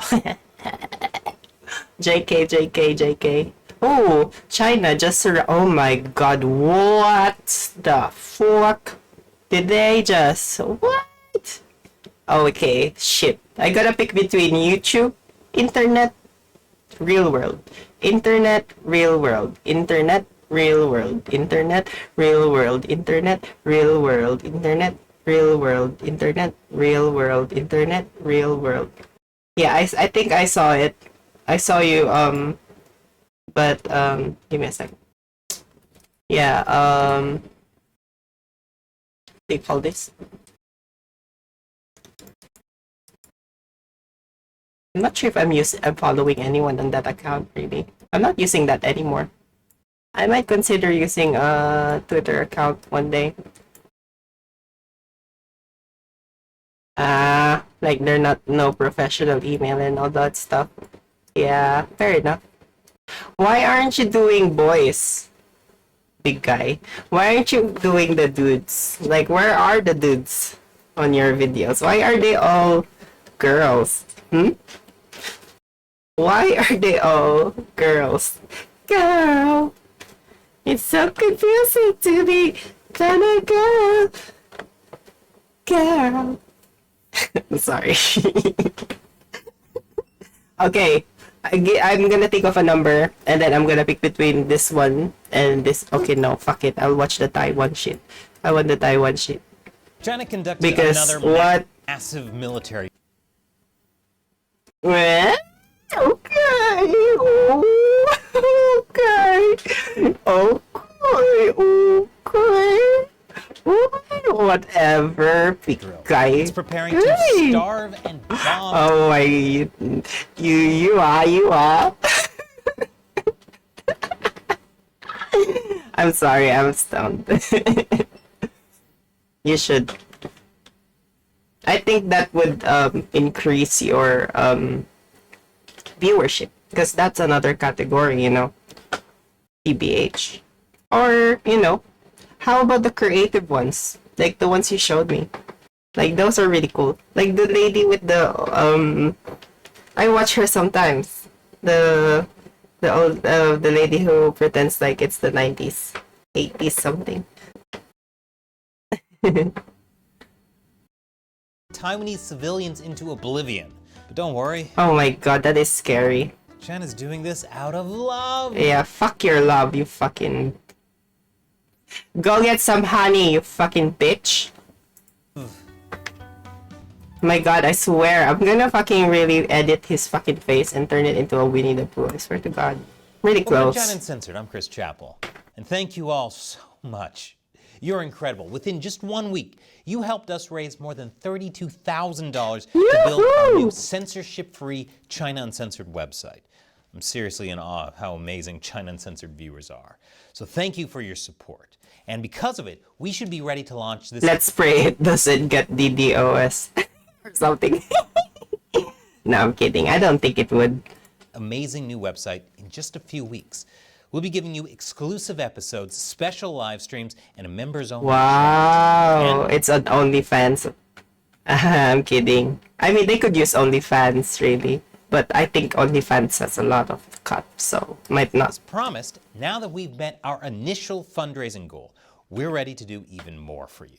The next step will be a mobile app where you can have an even better ad-free platform. Oh yeah, to because she watch doesn't. China Uncensored. Oh yeah, true. Oh my god. Well, you could ask her while she's streaming, or when or does she accept Whisper or something? And for anyone who contributes $15 or more before October 31st, you'll get your first month's premium subscription for free. And there are other rewards too. So head over to givesendgo.com You know what? /China Uncensored. Maybe I'll let her know. I'll tell her on your behalf. You know. Do you want me to do that? Or click the link below and help us make China Uncensored even better. Oh wow, they're Now, raising on with the show. 41k. Oh, go guys. Oh, please raise money for this dude.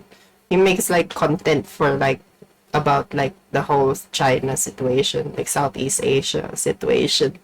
It's ASEAN versus China now. Fucking hell. Bitch. So annoyed Chinese that Communist Party is Chinese not exactly known for its subtlety, Chinese Winnie the Pooh. especially when it comes to Taiwan. In 2022, after then U.S. House Speaker Nancy Pelosi visited the Oi! Oh yeah, true. I actually did ask her how old she was. I felt like I offended her. I'm sorry, I told you I'm awkward when I'm fucking in talking to people in, like, say, Twitch or something. I'm probably more awkward in fucking real life. Like, I'm probably not gonna talk. Like, I'm just gonna become a meme. Like I'm just gonna become a slot or something. Like, yeah. JK. the island nation. They launched But she told me that she's 30 something. Like, she did say she's 30. Like, she did say she's 30 or something. Like, she answered it for real. She, like, oh my god. And oh my god, I was like, oh my god, she answered me for real. I'm so really happy. Oh my god, she answered me for real. I'm really happy. And, you know, like, I'm having a crush. Like, a girl crush. I'm sorry. a set of military drills that encircled Taiwan. They did the same thing in 2023. Oh yeah, I did ask. I have a new content, but I might introduce it tomorrow. Unfortunately, because this is not really like, this is not a stream for it. So I have a new stream to.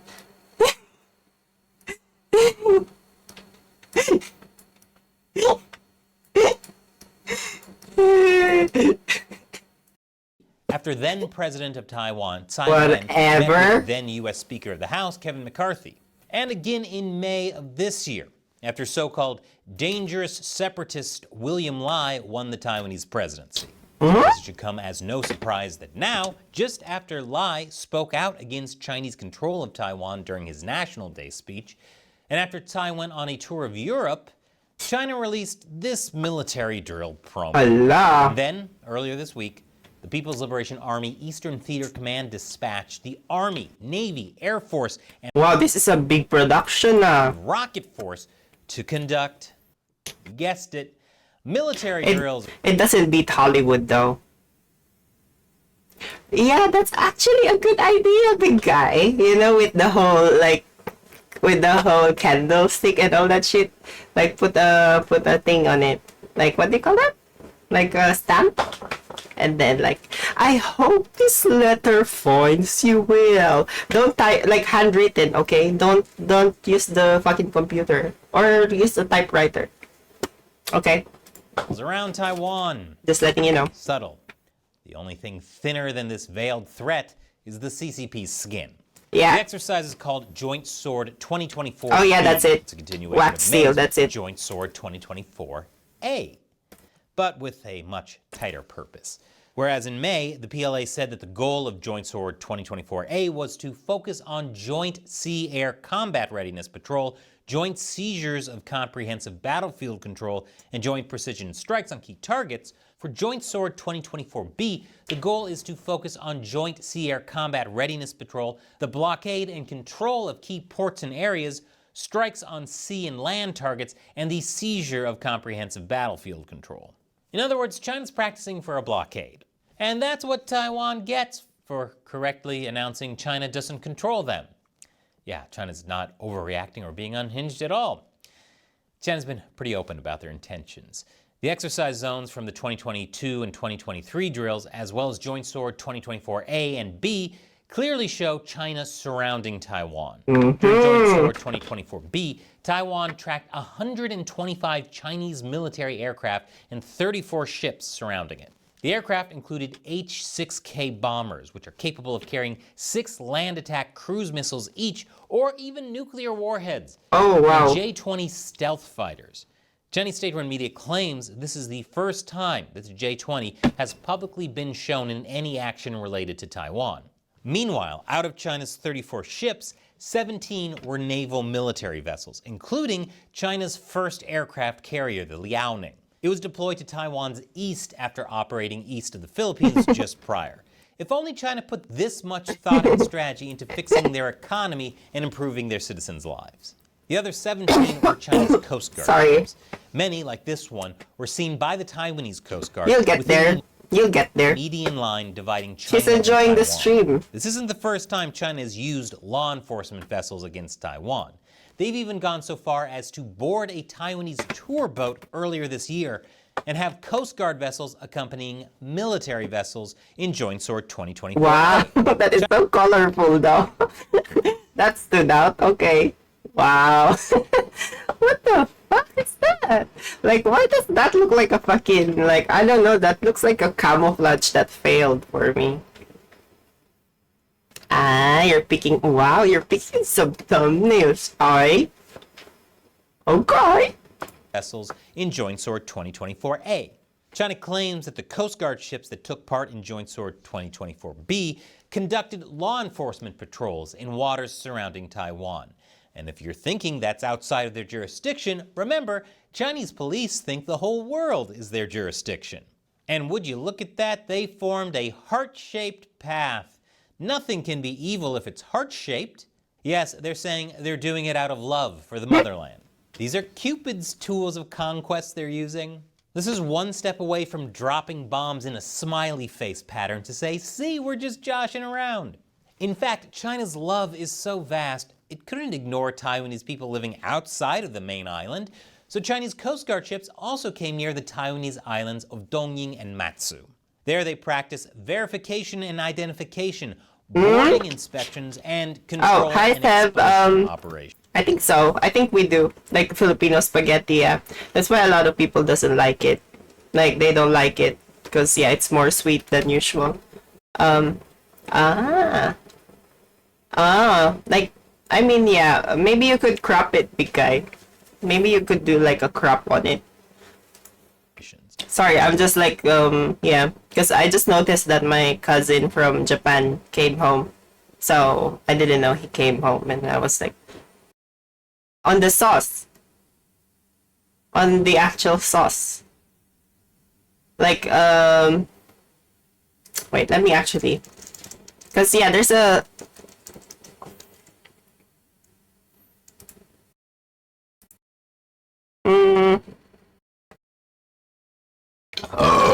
Sorry. Oh no, they don't put they don't put sugar on this one. Oh, but it's because he's using the Filipino style spaghetti sauce. I think oh my god. Yeah, it's because they use this is a product. This is a certain brand, Filipino style spaghetti Del Monte. If I put Del Monte in here, it's gonna show the product. See? That's the certain one. I think this is the one that has sugar on it. Oh, they're selling it at Woolies. Fuck Woolies. I hate Woolies. Fuck this. Fuck Colesworth. Fuck these two companies. I hate those two. But yeah, that's the certain sauce. So I think that's the one that has sugar on it. Okay, sorry. I'm gonna go back to that surrounding Taiwan, yada yada. Because I'm also about to take a hit, so.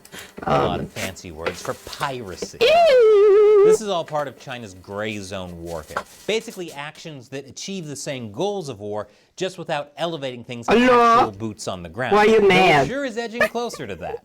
Okay, Aside from intimidating Taiwan, China's also trying to legitimize. I hope you're claims well, of Taiwanese Severus, by the territory way. using law enforcement. How are It's you? also meant to help China prevent so-called I'm also Taiwanese gonna- independent separatists from fleeing and to stop individuals posing as civilians from secretly infiltrating the island by sea. It's all part of China's I thought efforts it's to keep summer. the U.S. and its Are you allies supposed to out be and hot? squeeze Taiwan into submission. If China ever actually set up a blockade, Haha, that was a Taiwan joke, would be in by a the world way. of hurt. As the Center for Strategic and International Studies points out, Eh, the oh. majority of U.S. and Taiwanese experts believe that China can sustain a high-intensity conflict for a long period of time. Oh. Meanwhile, Taiwan has less than 2 months of coal and natural gas reserves for electricity generation, okay. 6 months of crude oil reserves, and 6 months of food stockpiles. In the most likely blockade scenarios, these stockpiles would be subject to Chinese bombardment, reducing Taiwan's ability to resist. The world can't afford to assume that this is all just Chinese saber-rattling. If you're thinking, would China actually do something so crazy? Yes! Yeah, Have you duh. not been paying attention? Click that bell for notifications. The entire channel Excuse me, I don't want to click that bell. is basically Mind your own business, mister. I want my distance from you. Gosh. something else China did that was crazy. Just kidding, I'm sorry. I'm being China mad at will meaning not at him. rule out the use of force. But I don't want to invade click the Taiwan. bell. And it's making good on its word with neck-breaking military buildup. Oh. Again, too bad they aren't as effective. Oh yeah. Oh yeah. Oh, that's fucked up. Wow, they just went up that quick too. That's crazy. Like, even at that, like, considering that a percentage of those won't work, that's still a lot. Insane. What the fuck? So, yeah. I mean, yeah. Yeah, I don't use the bell myself, honestly. I use it when personalized. That's the least I'm, like, if I like it. But I don't like it. Like this one. And even like I realized that Lab Muffin, I like her because she puts like science content, but Emily is kind of like annoying me at this point. I'm sorry, Emily. I love you, but I'm sorry. It's just because it's appearing too much, and I'm like, oh, like sis, I don't want to watch you for now. Because I like building up the content once it like once it builds up, like, so I could like watch it nonstop. I don't know if any of you guys do that. Effective at building their economy back up. The U.S. knows what China's planning, so it's been giving aid to Taiwan and training. Oh, sorry. I have a filter. Um, so let me like try that. I'm gonna try to remove it for you. Does that work? I'd remove the clip. Yeah, I feel, yeah, like informational content, I would say. Informational content, I would say. Is that louder? Informational content, I would say. Informational content, I would say. Is that okay? It's speaking? No? Shifting Hey, its yes, own- it's speaking? Or is it better? What is it? Oh, okay, all good. Own warfighting doctrine and building up tools to fight a China war. These are good steps, but more needs to be done. I tried to replicate the karaoke. That's why I played with the whole filter. It doesn't work. I hate it. Boo-hoo. I want to cry now. Woo! Done. Okay. It's like Done. giving a bullied kid 3 karate lessons. While appreciated, considering the bully is way bigger, maybe some more help is needed before the All Valley. If he's bigger, get a fucking gun, bitch. Just kidding. Oy, I'm kidding. Allah, sorry, I'm kidding. Allah, I'm joke only. Sorry. Joke only. Please. Oy. I'm not condoning any gun violence, okay? Tournament. The U.S. has put a lot of Wait, emphasis on I said I'm not condoning. I'm not I'm not I'm not I'm not telling you anything, okay? Shut up. It's fucking joking only. building drones and anti-ship missiles. The more the merrier, but as friend of the show, former U.S. Pacific Fleet Intelligence Director Captain Jim Fennell points out, the U.S. also needs to build more naval ships. How many? I mean, like, come on. They got technology. They don't need to use humans at this point. But they need a strategy to actually destroy all of their capabilities, honestly. If there was a war. Like, like World War II, Hiroshima, Nagasaki, all that shit. Like, I think that tactic actually worked really well for, surrendering a certain, because it's like a way to show the impact of war, but on their side, like you know what, you're not experiencing the wrath of this fucking devastation, so you might as well experience it yourself. Boom, there you go. How does that feel? Just relying on drones and missiles without more ships isn't enough. But U.S. ship production is seriously behind. And it's full of problems like faulty welds on 26 warships and a manpower shortage. While China continues to build up its Navy, the U.S. Navy is actually shrinking. But at least it's not sinking. The U.S. Navy projects that the total number of ships in the Navy will decline by 9 ships, from 296 ships to 287 Allah. by the end of 2025. The U.S. Navy is projected to grow more than 300 ships by 2032, but that's assuming the U.S. stays on track, which is hard to believe because if you've ever worked with contractors, you know builders can't even finish a bathroom on the timetable they promised. While the U.S. Wow, that sounds personal. It sounds like he had his bathroom made. Sorry. Also, I'm gonna stop hiding myself now and put my socks on. I just forgot that. Sorry, guys. I feel shy today for some reason. I don't know. struggles to build up its crippled shipyard industry, China I'm always is shy. rapidly expanding its own shipbuilding capabilities, while already having a 200 times greater shipbuilding capacity than the U.S. As I've been saying for years on end, the U.S. and its allies needs to get their act together and prepare for the worst case scenario in order to keep that from ever happening, especially since it could be very easy to turn these military drills into military invasions. Once again, thank you to all of you who are helping make the new censorship-free China Uncensored premium website a reality. And for everyone else, there's still time to be part of this and get some really cool rewards too. Click below to visit givesendgo.com/. Nah, I'm sorry. I'm not gonna give him. I don't have any money. Sorry. But yeah, if you have any money, if you have any spare money, I don't. Do you? I don't know. I don't. But yeah. Just support the dude, okay? He's really good. Talks about content that's usually filtered a lot of times. Like even here it's being filtered, which is bullshit. Okay, now I want to see the drama. Let's go drama.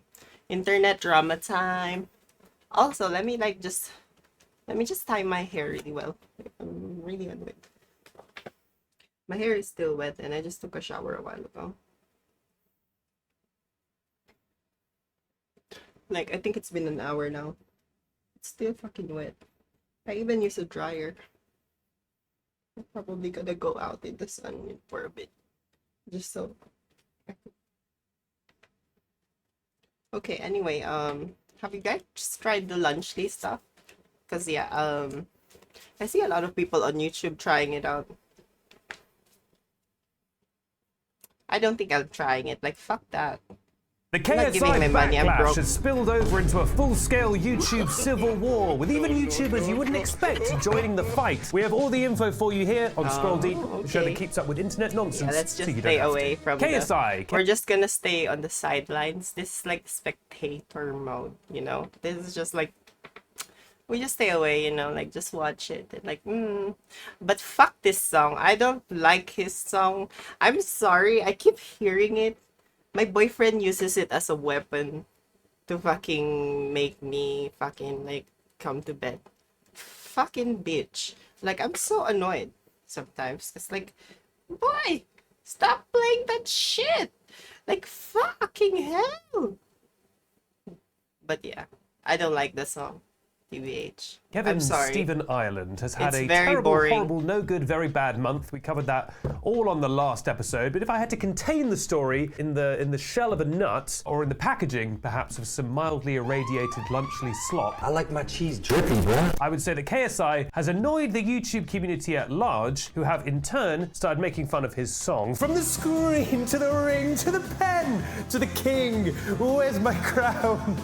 I thought I could do it in one, but it's too cringe. Always drama when I ring. And that drama has now enveloped KSI's lunchly collaborators. Collaborators used in the sense of like Italy in the war, not so much business collaborators. Logan Paul and Mr. Beast. And basically it feels like the rest of YouTube is just sick to the back teeth of them. Partly because of the lunchly slop, but also because of the kind of general slop, the content slop, all the slop. And the Yeah. rift has grown even Sloppy. wider. That slop coming down. It's like fucking kissing a fucking drunk dude on fucking, I don't know, on the fucking club while you're singing Romeo, save me somewhere I could be alone. I'll be waiting for you to be alone. And then then he fucking kisses you and puts his tongue on you. Like, disgusting. Like, fucking dude. That was my first kiss, by the way. Like, I didn't want that. I didn't like that. And I'm not gonna lie. The dude was tall. He's pretty hot.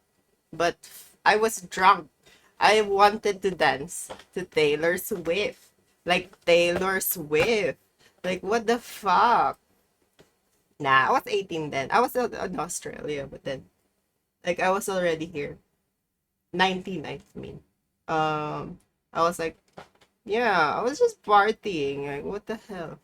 But yeah, I think the dude just misunderstood it. Um, you know, usually, like, usually go to clubs to, like, you know, Like cheese. to, like, have fun and dance around with your girls. Like, hello. Like, we're not here for fucking boy. I like my Like, I'm just so annoyed. cheese drippy, bruh. I'm like, I don't mind dancing with strangers, you know? But yeah, sometimes they get really too touchy. I didn't meet my boyfriend then, by the way, just in case you're wondering. Like, I think I just got here like a few months ago or a few weeks ago. This cheese, it's not quite drippy enough for me. I like it quite drippy, bruh. Bruh, oh bruh. Yeah, look, he has a cut on his lip. My cheese is I wonder why. quite drippy enough. And now Chris Broad has weighed in. Now, Chris, if you don't know him, he's a pretty wholesome creator. His content is all about being a British man. He's British, innit? Who moved to Japan. His whole life is like that meme that's like Thing Japan. He has a really good channel called Abroad in Japan, pun on his name, very good. And he had a very good book, which is also called Abroad in Japan, which was a huge bestseller. It was #1 for weeks and weeks and weeks, and which I read before I went to Japan. So I am a little biased, but I'm 19 as well. Because, yeah, I think I met him like 3 months after I came here, or 4 months. Like, yeah. 5, 6 months, something like that. I was still new here. Like, I think. Like, I was still, like, new here when I met him on Tinder. And, yeah. Usually on Tinder, you just see people who want to, you know, do that. But he was actually talking, and I was like, okay, let's talk. And yeah, he was nice. basically think that he is just like a normal bloke, which is a very rare thing to find online these days. Most people online these days are freaks, but at the end of the day, that is tennis. Chris Well, yeah, I'm a freak. Rar. was on a live stream and he started going off on Mr. Beast. He said stuff like, arigato gozaimasu. He said stuff like, konnichiwa. But he also said stuff like, quote, anyone who thinks Mr. Beast is about anything other than making himself the richest YouTuber in the world has missed something. Whoa! I had a call with his manager a year or two ago. He was nice enough, but was very much like, how can you make us more money? Oh, straight to the jugular. And I was like, Oh my god. Rar. Oh my god, that is so fucking. Yeah, I knew it. I knew he was like, oh. Because, yeah, my boyfriend used to watch Mr. Beast. And then he was like watching his interviews and all that shit. And he was telling me about it.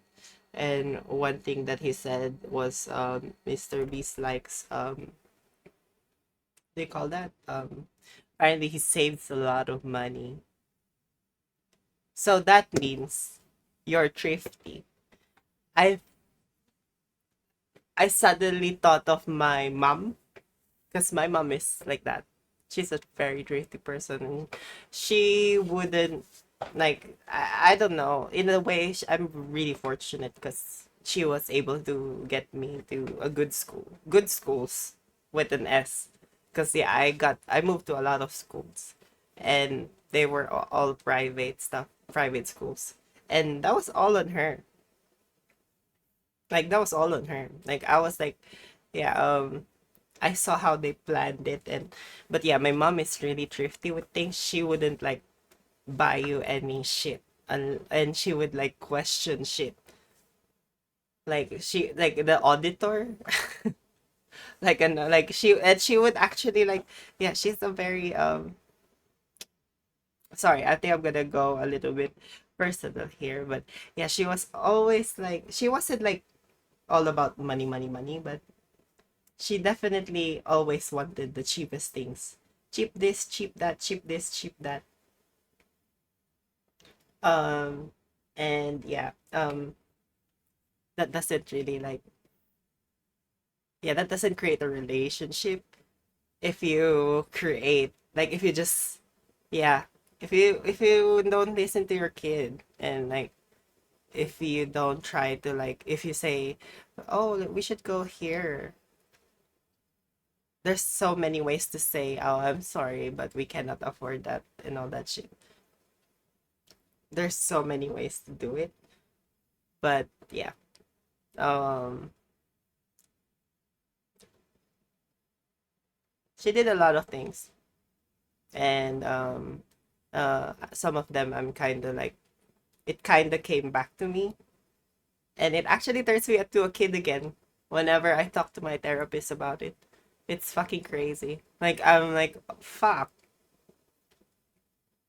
oh my god. But yeah, I'm really happy that I'm not feeling it.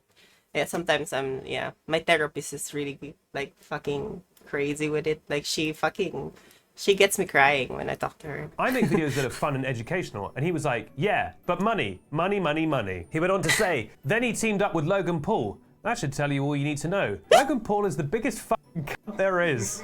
You shouldn't be partnering with those sorts of people. And then he had an interesting hot take about Mr. Beast's charity work, his philanthropy, if you will. He said, quote, the philanthropy always feels like it's there as a barrier to stop any criticism. And now that's stopped working because people have seen past that. So kind of snapped there, and whether or not you agree, it's actually kind of refreshing to hear people just express actual opinions online, regardless of whether people will be mad at them. Now, obviously everyone was like, oh my god, why is Chris coming for Mr. Beast? And Chris had a follow-up statement on X, the everything app. It's a little bit long, but I do think it's worth reading in full, so I will read it. Quote, Chris here, just to elaborate, not being a fan of Mr. Beast content for many years now, I don't think he's inherently bad, but like many folks, his content isn't aimed at me, and thankfully his videos never appear on my homepage. However, seeing him partner with Logan Paul, a man who's done nothing but awful act after act for almost a decade now, just made me snap. It may have been 6 years, but I still have the dystopian, effed up image in my head of Logan Paul vlogging himself in the Aokigahara forest, mocking somebody who was quite literally hanging from a tree before him, a real thing that Logan Paul did.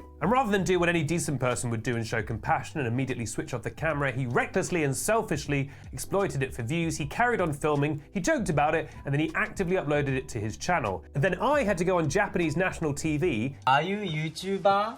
I am.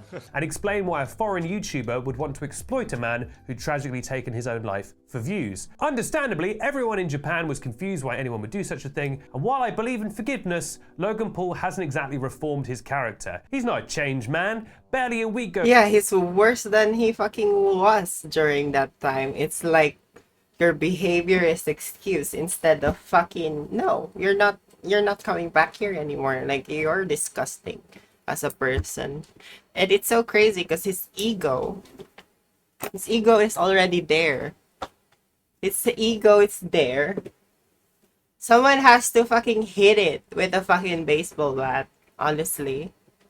Like, I swear, like those ads, you know, with the goddesses ad, with that fucking eats the fucking level 5 shit. And then throws it fucking down to level 1 again, so they start over. Yeah, that's what people should do to Logan Paul. They start again. Like, fucking, I swear to God, like, people should, like, goes by without a new headline of some outrageous, awful shit he's actively partaken in. So to see the world's largest YouTuber gleefully partner with a man like that and endorse him to an audience of tens of millions of kids is something that just sickens me. All in the name of some disgustingly tacky food product. I mean, this is like a stop, he's already dead situation. Again, aimed at children. I'm not sure what counter-argument he has up his sleeve this time, but you can be damn sure references to philanthropy will be made in abundance. My rant wasn't about making money is bad, it was about the act of making money by partnering with a man with an abhorrent track. it's the exploitation. Oh shit, sorry. Fucking hell. It's the exploitation. That's it. The exploitation of fucking things of life, exploitation of anything, just for attention, views. You're ridiculous. Like if you're like I don't know. Like if anything reminds you of Logan Paul, ridiculous. 4 syllables. Ridiculous. I was just like, record to sell crap food aimed at children. Damn, that's pure tennis from Chris there. Yeah. That's, pretty... I think he might not like Logan Paul. It's a vague hint I'm picking up from that statement. And this is kind of the way the wind is blowing right now. You know, Mr. Beast, KSI, Logan Paul, them teaming up on this thing that's unpopular is kind of the worst thing that could happen to all three of them, because it feels like the community at large was kind of vaguely annoyed at each of them. But by teaming up into a kind of megazord, they've given everyone like one direct target to go at, and it has caused like a bit of a rift. Like everyone's coming out of the woodwork now to start going for these guys. PewDiePie, the guy I love, he went on a live stream and he spoke about KSI. He took away my greatest video of all time. He said, quote, he should sing about copyright striking people. It's all he does.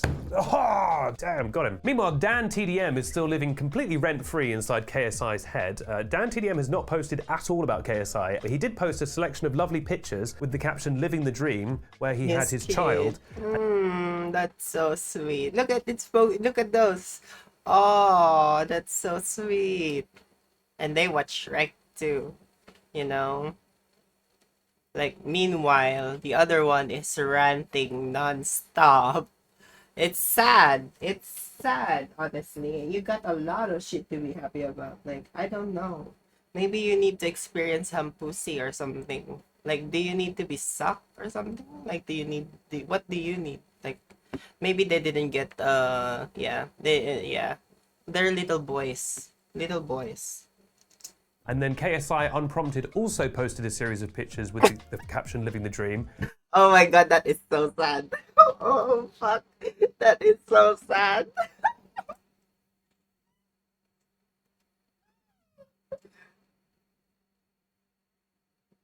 How much more money do these people want? Like, do you guys, like, are you trying to feed the poor people around the world with lunchly or something? Like, I don't get it. How much more money do they need before they could feel happy? How much more money? Like, do you need, like, I wish. Oh no, I don't want to wish for anything. I don't want to wish anything for them. Like, fuck that shit. But it was... Like, I swear to God, like, how much more, like, I think they're getting, like, how many more cars, how many more houses, how many more, you know, what else do you need in life, you know? Because it's pretty sad. It's pretty sad. I feel sad for them. And I've gone through shit on my life, and I feel really happy now that I got simple things. So sad. It's like pictures of his prime drink and a picture of him with his shirt off.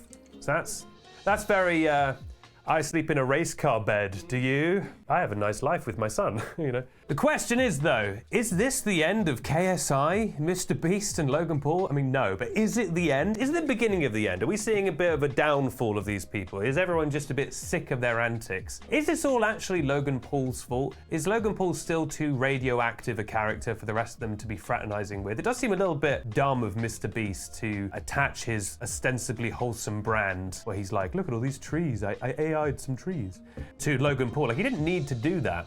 And fundamentally, how drippy do you like your cheese, bro? Let me know in the comments down below, and we'll get now to the secret. Let's get Crabble Rowan involved in this. The secret question this week is, now I'm not gonna lie, I feel like the Mario Kart one last week set a bit of a high watermark, so I'm feeling the pressure. Yeah, which viral animal do you think you could grapple and ultimately defeat in unarmed combat? I'm talking Mudeng, I'm talking the Doge, RIP. I'm talking that little mongrel Oreo. I think I could punt Mudeng into a river.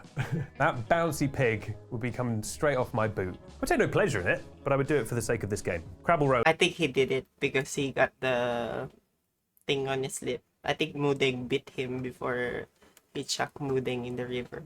And of course would remain unharmed. Yeah, which viral animal do you think you could fight? I'm Benedict Townsend. A sincere arigato gozaimasu for watching the episode. And as always, put it this way. If there's a net, if there's a bat, if there's 15 players, that's Drippy, bruh. Okay, bye. Ha ha ha wah ha wee hee oh.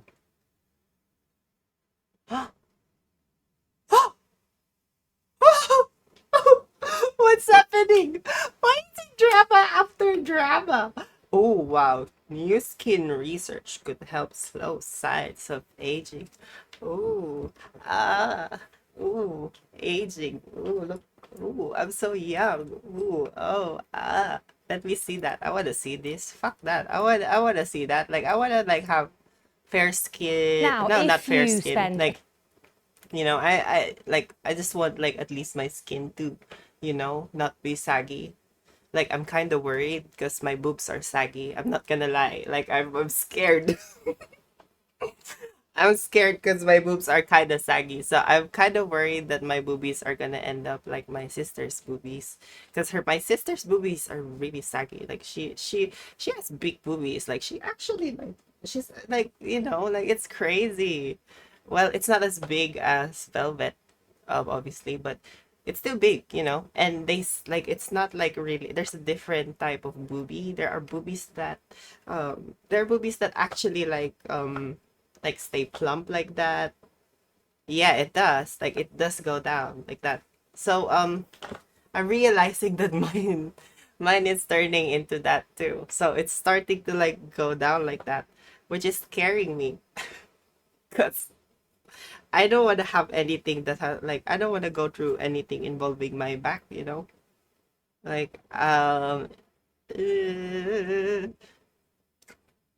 so yeah. Um I don't know. I don't know. I just don't want to sag. Like my skin, my face. And with the amount of times I cry, like from the grocery store to anything really. Like I'm worried that it's gonna make me sag further. I'm worried. What's of the stream? Which streamer the other day? Ish, you're gonna make me compare some boobies again. Stop it. You're A nasty. fortune on anti-wrinkle creams. Here's one for you. Scientists have made a discovery which could in time be used to slow the signs of aging, along with preventing scarring and producing artificial skin for transplantation. They've worked out the precise details of how human skin is created from a stem cell and how individual genes are turned on and off during aging in what's called the Human Cell Atlas Project. Here's our science correspondent, Palab Ghosh. Professor Mustafa Hanifa is trying to find out how humans are built, I'm just gonna. one cell at a time. It's one of the most ambitious research programs in biology, and the potential benefits are enormous. If we knew how we can actually manipulate the skin from not aging, we will have fewer wrinkles, enhance our heart, all of those things that can rejuvenate organs. So when you understand what happens during development, adulthood, aging, you can then try to actually intervene and say, how do I make the heart younger? How do I make the skin younger? So it sounds like the Human Cell Atlas was invented for someone like me. I think it was invented for all of us. Humans and all plants and animals are made from cells. These develop in the womb and after we're born to make up every part of our body, such as our skin and our arms and legs. And this happens because microscopic genes inside each cell give instructions on which bits to grow and when. This is a slice of skin just a few Okay, give me a millimeters in second. depth. You can see a I hair didn't get to follicle on the watch this surface. shit. Now, if we zoom right in, you can see what look like fairy lights. These are in fact individual genes that are turned on that make its different components. The ones in orange are responsible for the topmost layer, and in yellow are the genes responsible for its colour. Now, if we look over here, we can see a developing leg. You can see again all sorts of genes are turned. Whatever. I'm just gonna read it. Never mind. Human Cell Atlas.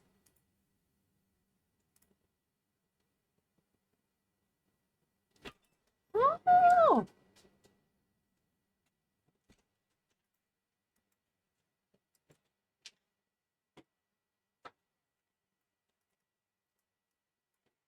Early to old age, major baby, providing insight into cancer, COVID-19, fibrosis, bowel, heart, and lung diseases, and many other cases. Oh wow, that's cool. That's amazing. Sorry, I had to skip it because I missed it. Oh, it's Marie. Okay. Shh. Ish. Big.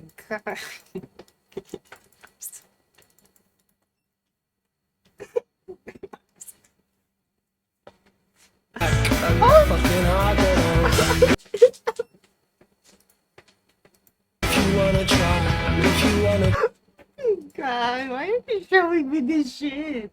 You're infecting my fucking computer with fucking malware.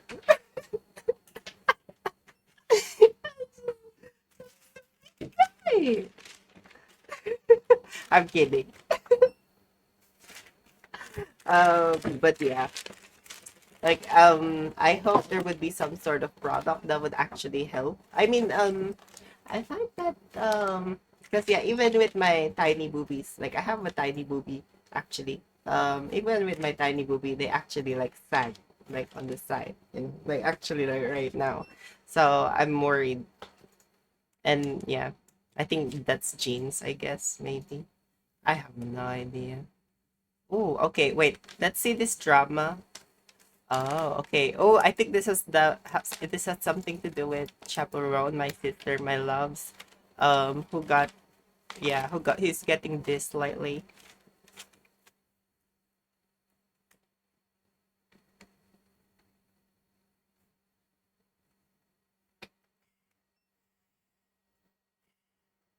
If I had to sum up today's entire video and I'm not gonna say anything. I'm just gonna shut up. I swear. Okay, is this on? Is this on? Oh no, it's not. Okay, I'm gonna eat some pigs on the blanket. My boyfriend got me some. Ooh, Legoland. I wanna go to Legoland in Malaysia. I think there's one in Malaysia. if I had to sum up today's entire video in a single word, it would be miscommunication. I don't think there's any conceivable universe in which somebody could interpret this as being pro-Trump. But nevertheless, people will, just you wait. There's problems on both sides is a talking point that is very popular among people who do not support leftist policy. In some ways, one could say it's justified because who wants to be clipped out of context and made to seem like you're propping up the support of Donald Trump of all people, especially being in the LGBT community and supporting them through your or. You know, I think I'm going to stop mincing words for a second and be very specific. A lot of people who express hesitation to want to vote for Kamala Harris, they're doing so because they don't care if Donald Trump gets elected. It's not really a I don't support Vice President Harris thing so much as centrism as enablement for the rise of the right is a real thing that happens. And when people espouse this, you know what they sound like? This. Quick disclaimer, if I sound a little bit annoyed in this video, don't worry. It's only the fact that I'm recording this at 4 o'clock in the morning and I don't really want to put too much effort into turning on a light, turning on a camera, and making sure that everybody gets to see my sexy chocolate voice. Why are you recording this at 4 in the morning, Leon? Shut up. Okay, I guess he is a chocolate. I was gonna say I'm chocolate, but no, I'm caramel actually. I'm caramel. I love my caramel skin. Leave me alone and let me destroy my life in the fun ways by playing video games and maybe eating a random piece of bacon that I made. I enjoy life ways other people choose not to enjoy life. We all know that in this presidential election season, we've had our ups and our downs. And I think the dumbest part of all the downs is not understanding that everybody has a different opinion. And I will say this till I am blue in the face. And fortunately for me, I'm black, so I can't turn blue. I do not care if any of you vote for Trump. I do not care if any of you vote for Kamala. It really doesn't affect me because I can't really vote, so. Because no matter what, I'm paying taxes next year anyway. So yes, you can have your opinions for voting for whoever you want. At the end of it all, I'm still going to be in this country dealing with all the mistakes that are occurring in this country then, now, and forever. But for some reason, people don't like the fact that differing opinions exist and that people enjoy speaking on these said differing opinions. And it gets really annoying when influencers or celebrities give their opinions, because you've seen over the course of this entire year people demanding, asking, pleading, begging that influencers, streamers, content creators, celebrities give their opinions about the election. Oh give my their God. opinions about real world issues. Give their I just realized that this is fucking... I thought they were fucking real. Fucking hell. I thought it was a fucking real game. Sorry, I don't know anything about football, but fucking hell. opinions about all the conflict going on, because we need you to speak up. And then they speak up and they're either We're watching I'm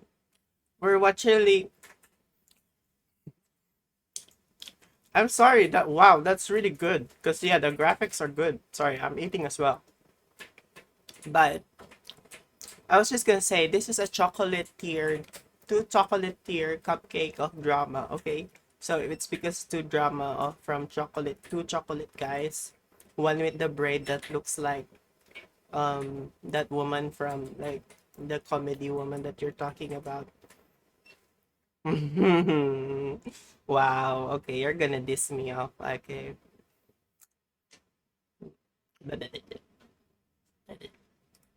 Sorry, I have a poor I'm sorry, I have a old computer. ill-informed or they're dumb as a Gonna stump, keep and eating then my all these same custard people that were begging while for I this cry. are seemingly nowhere to be found because you asked for it, but you didn't proofread what you were fucking asking, and you got somebody saying something stupid that's verifiably stupid, but because they're a celebrity, some people are going to buy into it, and a lot of influence is going to go towards misinformation or blind stupidity because you just wanted some ill-informed dumbass who has 1 million followers saying things that really don't help in the grand scheme of things. So the next time you want to go through this, it's better for you to say, hey, read what I want you to read so that I could feel better about myself. There's a influencer, singer, TikToker, I don't know what this lady is named, Chapel, last name is not right in front of me because it's 4 a.m, and she committed the cardinal sin, the number one sin you're not supposed to commit during an election year, saying both sides are bad. And I, a rational human being, hearing that says, yes, that's true. And all the people that want to ride the pine for their sides, they're not going to admit it because they think that their way is the only way. But rational people, even on these opposing sides, will say, yeah, we got some flaws on the Democratic side. Yeah, we got some flaws on the Republican side, and we're working on that. And those are reasonable people, and I respect you reasonable people. But the thing about you people is that I'm going to push you to the side because we're I don't not care worried about you, because you know how to carry conversation. We're focusing on the slower people who want to make it an issue when you point out flaws in their sides, whether if it's well thought out or you're just saying they fucking suck, because you're allowed to do that. Whether if you're a random mom and pop shop owner, you're a random teenager, or if you're a grown adult with millions of followers, you have the right to view both sides as fucking pathetic and maybe don't even want to vote for them. That's your choice, and guess what? I respect it.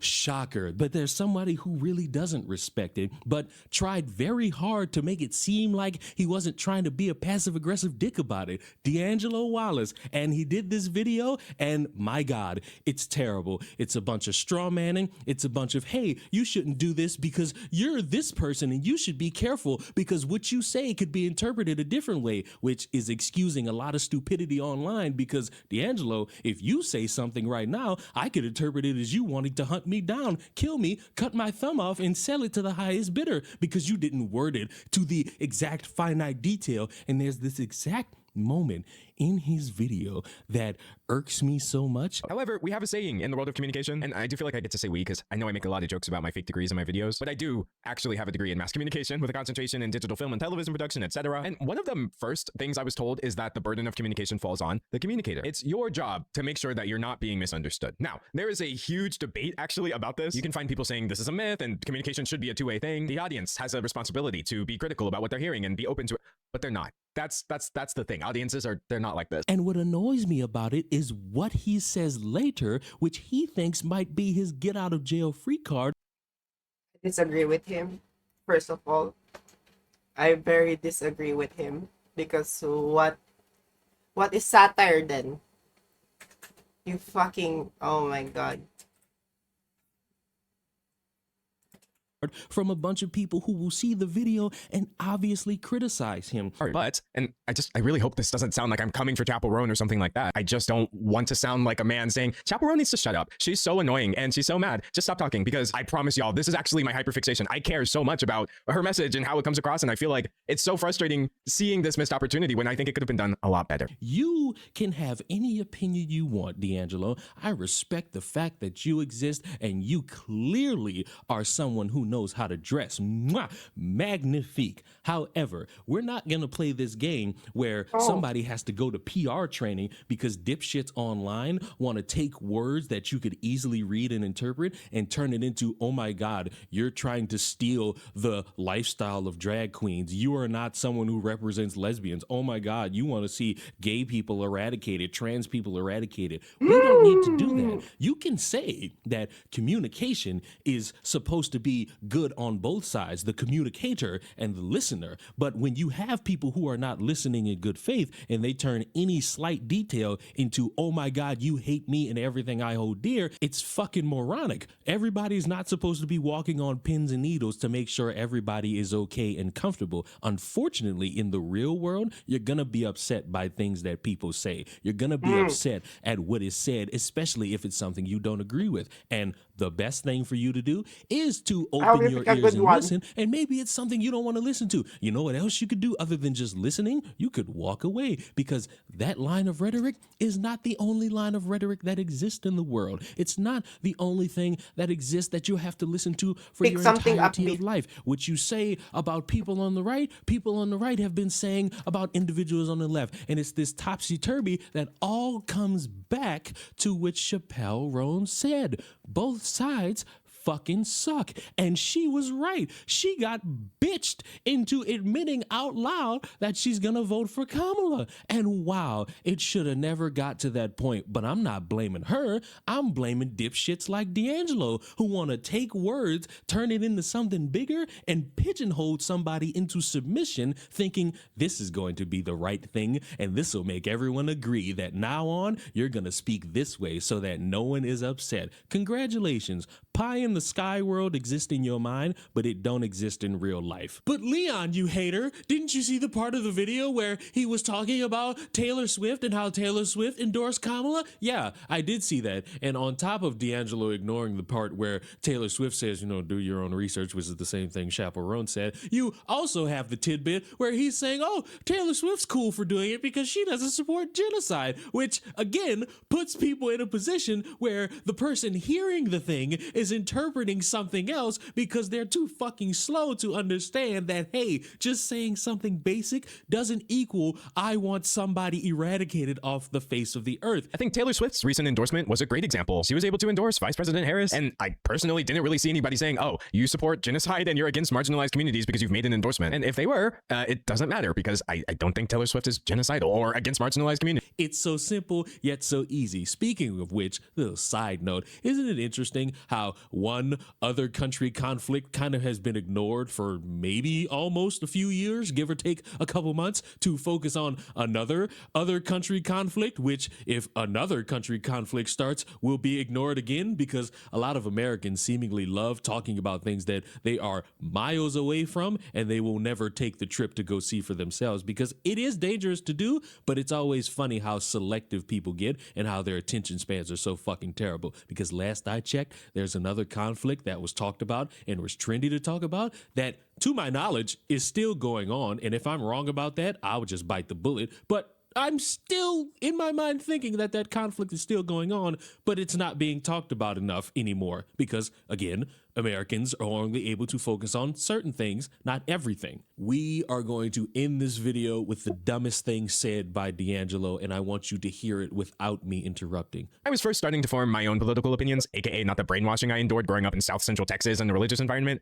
Oof. I think I initially did land at exactly what she's saying here. There are problems on both sides. You know what I mean? The whole establishment is corrupt. The setup of it all is just depressing and yada yada yada yada yada. But what I didn't realize is none of this is false. But shouldn't I be compartmentalizing that energy for after the election? Like when one of the sides I'm complaining about is fascism, is anti-LGBT, is racist, is pro-forced birth, doesn't want anybody to have autonomy over their body if they're a woman, transgender, etc. Why not put my energy first into making sure that side is not in office? And then once we have the less insane administration, that's when you can unleash all the criticism you want. Do you understand how slow, inept, and a part of the game you have to be to say that, hey, you can have these criticisms? And again, this is me interpreting. And once again, D'Angelo pointed it out. I, as the person who's listening, can't really be at fault as much as the person speaking the words. So, you know, I'm perfectly fine and dandy when it comes to what I'm about to say. Hey, D'Angelo, do you know that this game you're playing of, hey, you can criticize after really doesn't hold any weight if none of the issues get addressed, if somehow Kamala wins the election? And again, I've said it since January. I don't know who's going to win. Don't ask me. Don't refer me to a bunch of polls because none of those matter to me. What matters is a poll in November. But D'Angelo, do you recognize that having these criticisms now could create conversation and could keep people informed about how people want to navigate certain issues and how people want to vote in regards to those certain issues, and why it is important to have conversations surrounding this, not waiting until after the election? Because that level of thinking is how we got to this point, where a bunch of motherfuckers end up ill-informed and not wanting to give their opinions and not wanting to speak their minds about their concerns about both parties, because motherfuckers want to wait till after the election when everything is all nice, rosy-cheeked, and done. That way, the points are mute because one side won and one side lost. Disastrous levels of thinking. And how dare you paint a brush on this by saying, oh, well, I'm not trying to be rude to a woman. I'm not trying to police a woman's speech. That's exactly what you fucking did. Congratulations. You jumped through a hoop, but while trying to do it professionally, you tripped over yourself like a dumbass. And I will end this video the same way I end every other video that seemingly has to deal with the topic of... I don't understand any single bit of that. Sorry, I was just eating the entire time and I was like, ooh, that's delicious. I fucking missed eating that fucking hot dog and shit. So, yeah. But yeah, he just called the other dude an asshole. I don't know. What did he call it? I have no idea. Like fucking yeah, I don't know. Like I didn't give a fuck at the first place. I was just looking at that football, honestly. That's really cool. That's really cool. Like I don't know how football works, first of all. Like I'm just watching people hit each other and like wow.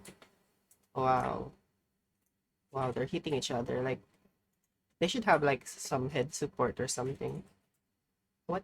I think it's ability for use. DD.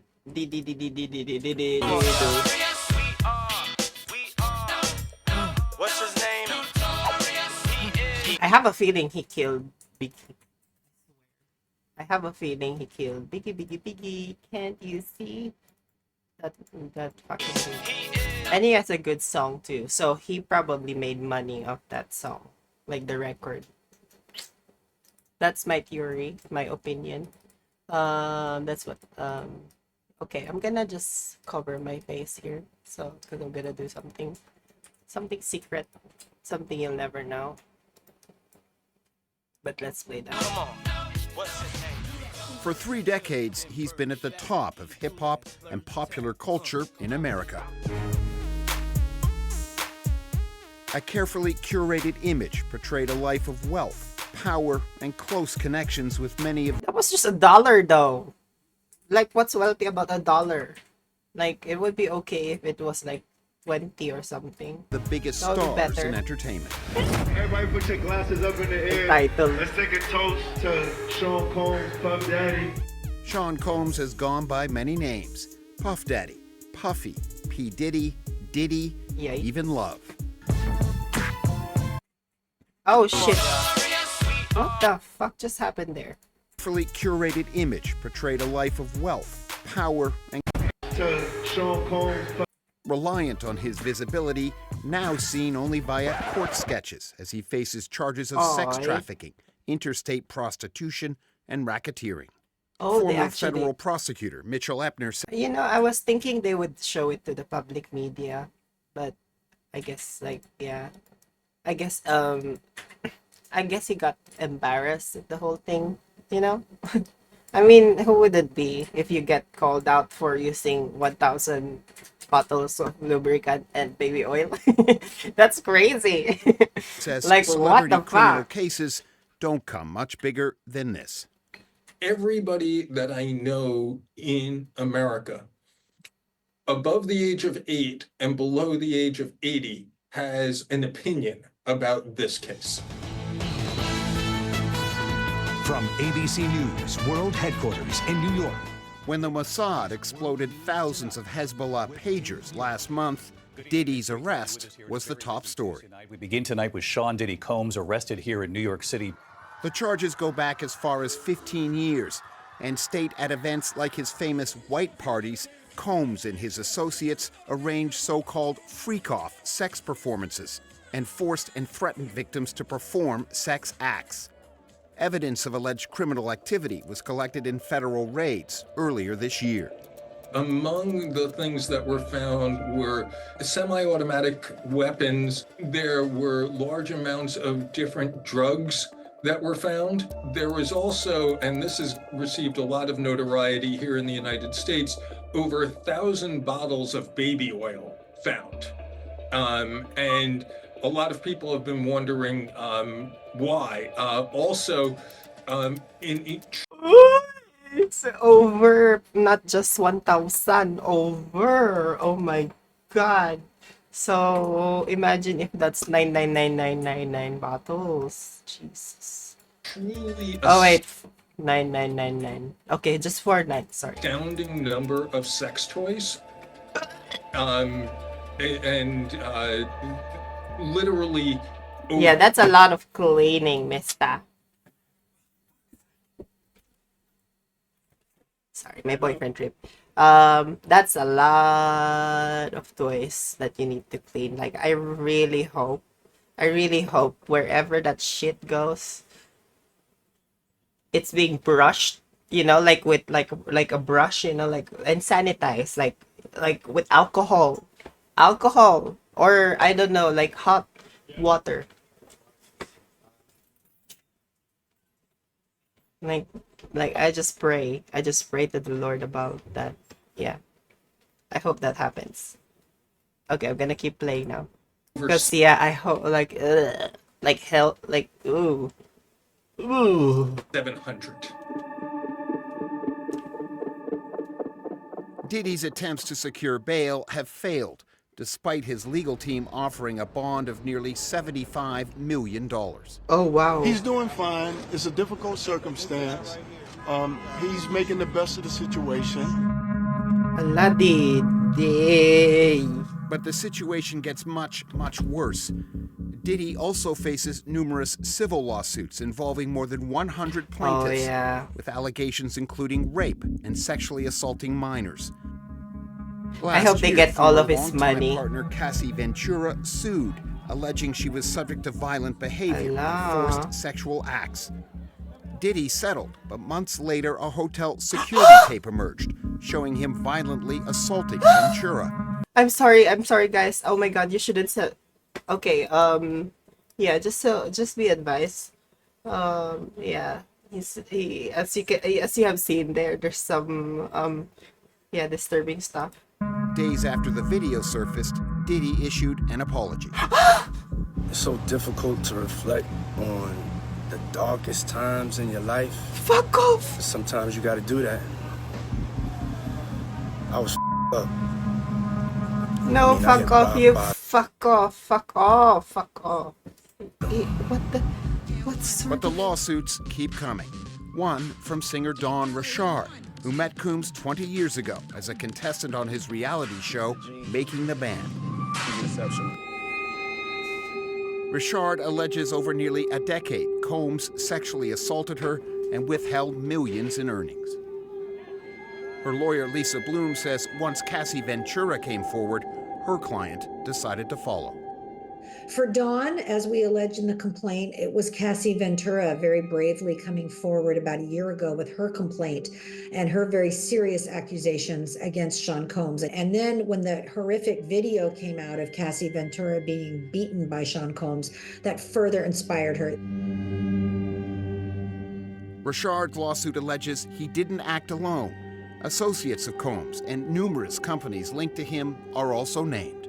There were a lot of people and entities who were enablers, who were complicit, who helped him, who funded him, who turned a blind eye to what was going on. So this could very well end up paralleling or even exceeding the horrors of the Jeffrey Epstein case. As soon as you turn 16, you know what I'm saying, I'm gonna let you rock this. And more questions are being raised about the time Diddy spent with minors, such as superstar Justin Bieber when he was just 15. I don't have legal guardianship of him, but for the next 48 hours, he's with me. So, and we gonna go full crazy. Wish I could turn back the hands of time. Diddy is more than a producer and performer. He's a brand with extensive business interests. Until recently, he was estimated to be a hip-hop billionaire. His connections in the entertainment industry run deep. It is virtually impossible to make a chart of the entertainment industry that does not have everybody you've ever heard of within 2 degrees of connection with Sean Combs. There are rumors running rampant, and I'm not going to repeat them, of virtually everybody that you've ever heard of in the music industry or the film industry having some degree of concern that they may be the next person charged, or the next person revealed to have been a victim. In the future, can't wait to see if you open up the gates for me. As an appeal court considers his bail application, Diddy will stay behind bars until his trial, set for next May. If he's convicted, one of the most powerful figures in music faces a maximum sentence of life in prison. Wow. They really showed that fucking footage. Like, I didn't see that. Like, that's really disturbing. Like, whew. And yeah, apparently, like, it's being known that, Aaliyah, who, is in heaven, bless her, was a victim to Diddy during their relationship. So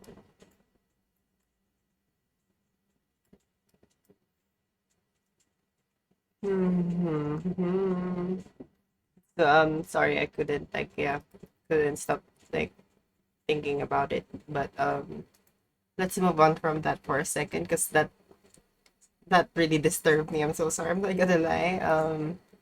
Let me see This this one. streamer just ruined his $2 million career before it even started, and you may recognize him as the person TikTok dubbed Lieutenant Dan, the guy who rode out 2 hurricanes in a small sailboat in Tampa Bay, Florida. A few days ago, I made a video covering the story on how he got this life-changing deal, where at the end I said this: either way, he's been given a chance to completely turn his life around, so I really hope he doesn't waste it. Well, he blew it. And I mean, people were placing bets as soon as the deal was announced on how quickly he dropped the N-word. And literally, his first stream, within the first hour, he did it. Oh my God. If you want to get back into my good graces, you're going to have to take time. Take a lot of work, and it's going to be hard.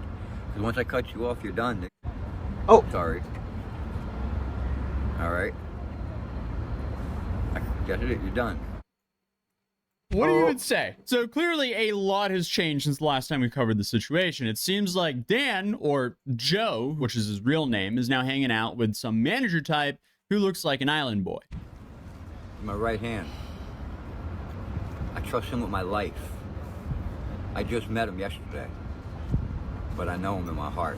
I've known him my whole life. Right, Until he went steals from your nothing shit. to internet famous overnight. Got a bunch of donations and a bunch of followers, and now suddenly people are coming out of the woodwork, and he's now blindly trusting them. Oh boy, I'm sure that'll go over That is how you lose your money, dumbass. Oh my god. well. So to keep things simple, there's about 4 main people involved now. You have Tampa Terrence, who's the guy who originally found him, Aiden Ross, Lieutenant Dan, or Joe, which is his real name, and somehow, I guess, an Island Boy stunt double has inserted himself into this as well. But Tampa Terrence is the original guy who found Joe and branded him as Lieutenant Dan. This move is essentially what made him so likable to begin with, as people associated this bizarre sailor to a beloved fictional character. Unfortunately for Joe, though, the more screen time he received, the more people realized he wasn't really the Lieutenant Dan character. With his extensive criminal record being shown and his daughter coming out of the woodwork Oh saying wow, the money that's a lot of photographs. Oh shit, that's a lot of photographs. Oh wow. I thought they were like IDs, but not. Fucking jail. Gulag. and his daughter coming out of the woodwork Sorry, saying the money shouldn't coming say to that. Joe will likely be the end of him, as he allegedly has some addiction problems. Lieutenant Dan was doing just fine without all that money. Y'all TikTok famous people and all that, y'all blowing him up, and he gonna be dead before he can even enjoy that boat and stuff, because look at him. After y'all got a hold of him, and now he's high as on all these videos. Is it just weed? Is it just weed? Yes, I'm his fucking daughter. I'm his daughter, and I've had to keep tabs on that man for 10 years trying to make sure that he's alive, and now he's gonna get all of this and probably end up dead because of it. And it seems like all of this stuff coming out has caused Terrence to start to distance himself. As soon as Joe gets this kick deal, you have brand new people coming out of nowhere saying this to Joe. Hey, tell Lieutenant Dan I got a gram for him. I think he get done. Tell Lieutenant Dan I got a gram for him. I think he get done. He's streaming. We had a gram, goddamn. Young kick streaming live. People love you though. Yikes. A gram sounds like a very low amount if he's giving him the 420. Odds are it's probably something else, unfortunately. Either way, though, something just doesn't feel right about all these new people surrounding him. Would they be there if he didn't get a bunch of followers, raise a bunch of money, and get a kick deal? I don't know. And it seems like Terrence and Aiden have spotted this. So in my last video, we saw Aiden get Joe and Terrence in a call. And this is where Aiden announced that Joe would be getting a kick deal and a new boat worth up to $100,000. Oh, wow. I'm going to be able to pay for a boat for you. We're going to get you a nice boat in the range of $50,000 to $100,000. And we're going to get you a full-time kick deal, which is a live streaming deal where you can stream your entire voyages and all your adventures. And since that clip, a bunch of new people started showing up into Joe's life. Terrence allegedly gave Joe about $7,000 and $2,500 separately. That could either be from the GoFundMe money, or it could be from Aiden Ross. I'm unsure as of right now. But Terrence decided to distance himself from Joe after Joe made some allegations about him. Joe claims that Terrence logged him out of his TikTok account when Joe handed him his phone. I don't see why Terrence would ever do that, but sure. Then on top of that, Joe is also claiming that Terrence is keeping the GoFundMe money that's for Joe to himself. Here, as we see, they raised about $46,000. But Terrence made a response to Joe's claims. All right, guys, I just want to get on here to address the Lieutenant Dan GoFundMe situation, as I received numerous death threats and thousands of hate messages and threats to my family, friends, and loved ones. So I just want to get on here and address everything, as this needs to be settled. When I first saw Joe and met him, his boat was being swept under a bridge, and I was walking home from school, and I saw this guy who looked like he needed help. Didn't know his background, didn't know anything about him, so I went up to him, helped him out, and this is how this whole thing started. It wasn't until a week later, after getting to know him, talking to him every day, is when I made the first video calling him Lieutenant Dan before Hurricane Helene came. It was never supposed to be this whole thing, and just one funny video that I posted to my TikTok.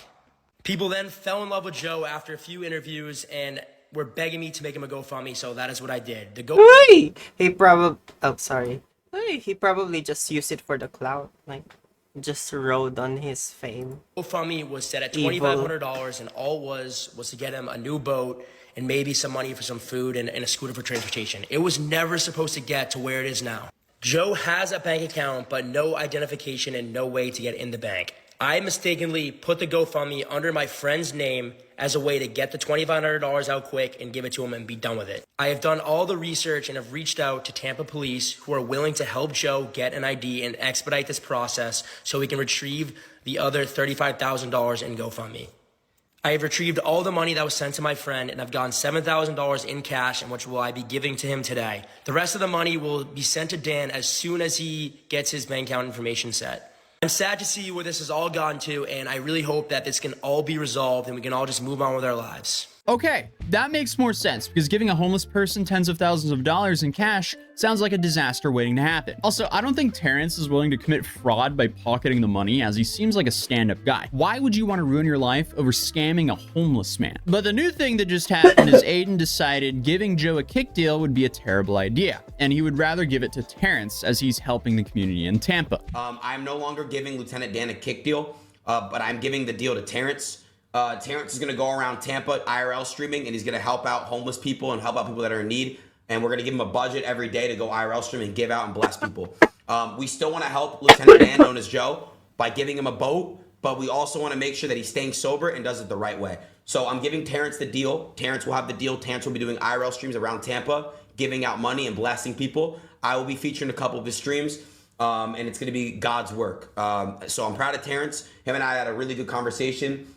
He's a very clear-minded person, and I really do like the guy a lot. So him and I will be working together to help people out as well. And again, we're not giving up on Lieutenant Dan. If he wants to help, we'll help him still. But I'm just gonna put the main focus on Terrence having the deal, and that's that. So if you guys are gonna watch Terrence's kick streams of him going around blessing people, put me in the chat. Hope you guys all follow him. I mean, that's sad for Joe that Aiden gave him a massive deal. Then rumors started circling around saying that Aiden pulled out of the deal. He reassured Joe saying, no, I haven't pulled out of the deal.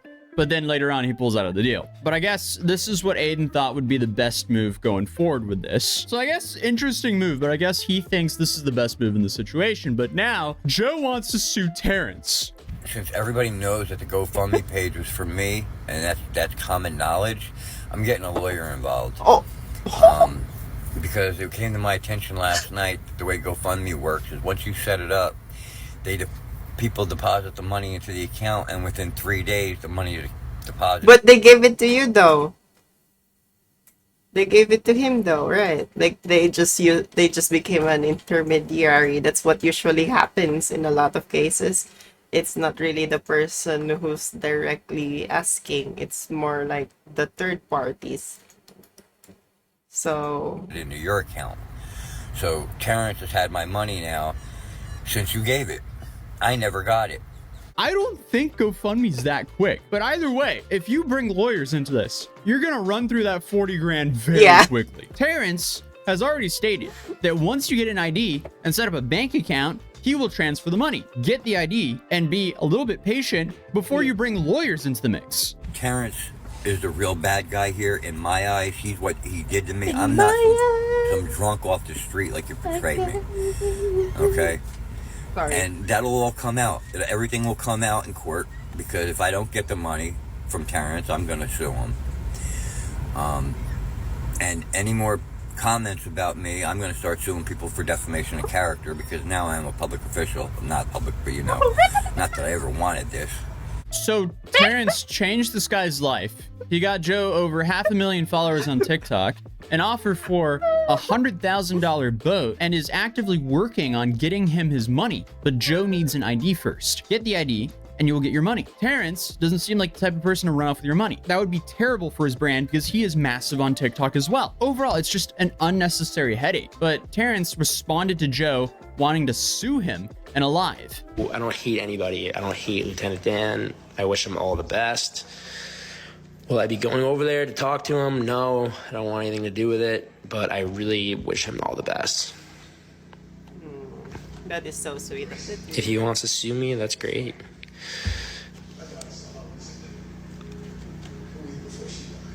I think this whole situation. I think he should go off the stream now. Oh, but yeah, that's just so like that's peace for yourself as well to like. Okay, just wish, cause you don't wanna be thinking about it. That's gonna just go on your head. That's gonna ruin you. And that applies to yourself as well. So don't forget to be kind, okay? Because I'm not kind to myself sometimes. Most of the time, I'm not kind to myself. So, yeah. Be kind to yourself, and first of all, be kind to yourself before you start doing some rational thinking. Once you feel better, then you can. And I'm on my way there. Sorry. Reaction doesn't make sense. But now, on top of that, Joe's new friends are now attacking Terrence. So it seems like they might be in Joe's ear. I want to send a special shout out to Tampa Terrence. Congratulations on your deal, man. This is exactly what you wanted the entire time. I can't say nothing else, bro. Good job, man. Yeah. Good job. Now back to Lieutenant Dan. Jay, what are you doing for him, man? Can we figure out what's going on with that? Because all that stuff that everybody was saying about me, who was the one working on trying to benefit from it the whole time? You were. Congratulations. You got what you wanted, bro. Let's get back to Dan, though, because you made it all about you. What are we doing with Dan? Does anybody know? Are you just going to leave him at bay? Like, what was that? Does that no one see what's going on here? Maybe she's doing a subathon. Like, it's never gonna happen, big guy. It's never gonna happen. It's never gonna happen until you go to bed. So stop thinking about it. And if you have any other stuff to do, then maybe do that. Unfortunately, if you do want it, whoa, is he going up? Fortunately, you gotta wait. That's all you can do. Do you have more work? Using a disabled man to get a kick deal is sick. So I don't maybe she's see the big issue here, especially for this person. Joe, while associated with Terrence, seemed like a good thing for the brand to get behind. But Joe, with his new friends and the new way of acting, not so much. But then this guy made another video for Aiden. Aiden Ross. I seen your video tonight celebrating about how you decided to sign Terrence to a kick deal. By the way, congratulations, Terrence. I'm not a streamer. I'm an artist and many other things. This is what you wanted, so congrats. Yeah, I'm an artist too. It's just how you went about it that I lose respect for. And Aiden, I mean, technically, the Huacta girl is an artist, so. for you to judge Dan and say we just want to make sure he's off drugs or continues to stay off drugs, do you know what you're saying? You're literally judging the man without even meeting him yet. That man doesn't do rugs. He smokes THC, but you haven't given him a chance to even get to know him. You're going off of another man's word. Just because of another man is telling you something, that doesn't mean it's true. You haven't got to know Lieutenant Dan, JC's. Let's talk about it. I don't see how this video. I feel like he got the. I hope he's okay, because it feels like he's having a really hard time right now with the, like, whatever that thing is. I forgot what it's called. Is it no? It's not a retainer, because a retainer would have like that glossy finish. It's like those I forgot what they're called, but it's the stuff that they put on their teeth. It's not really like it's not actually it's not a medical stuff. Forgot what it's called.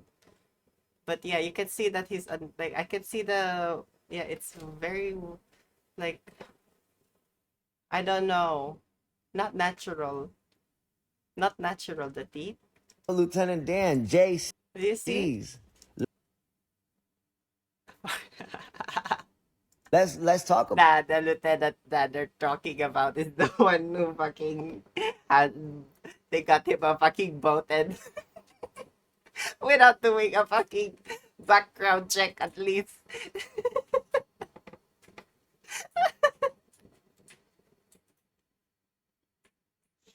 Oh wow.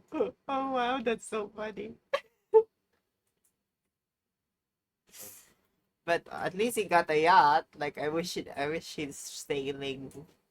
Where would you sail if you had a yacht? If I had a yacht, I probably would sail around in Southeast Asia. That would be cool because the Philippines has like 7,100 islands depending on the tides. And next to the Philippines is Indonesia, which has around 10,000. So the two largest archipelagos in the world are next to each other. And I'd love to be part of that. Although Bali apparently is so fucking expensive because of the white people surrounding it. Like sometimes I just wish they never arrived. But yeah, what can you do? What can you do but to see them? You know, I'm sorry, no offense if you're white, okay? I'm not trying to I'm not trying to say don't visit, but yeah, it did. Maybe I'll write about it one later, eventually. I don't know. About it.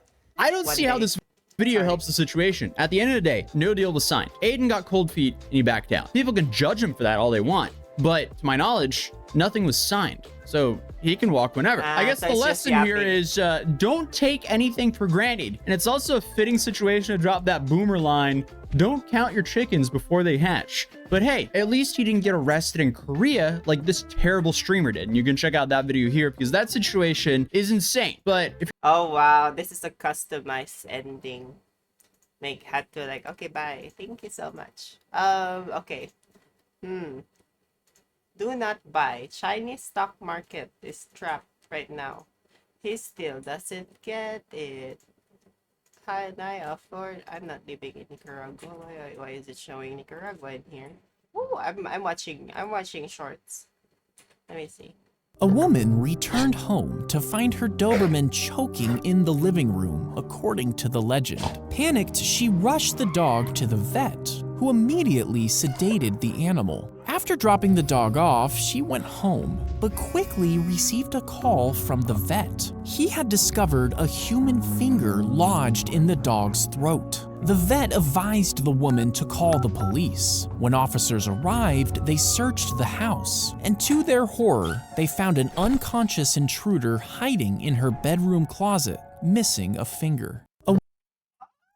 That's spooky. That's Halloween. Oh shit. That's Halloween gone wrong.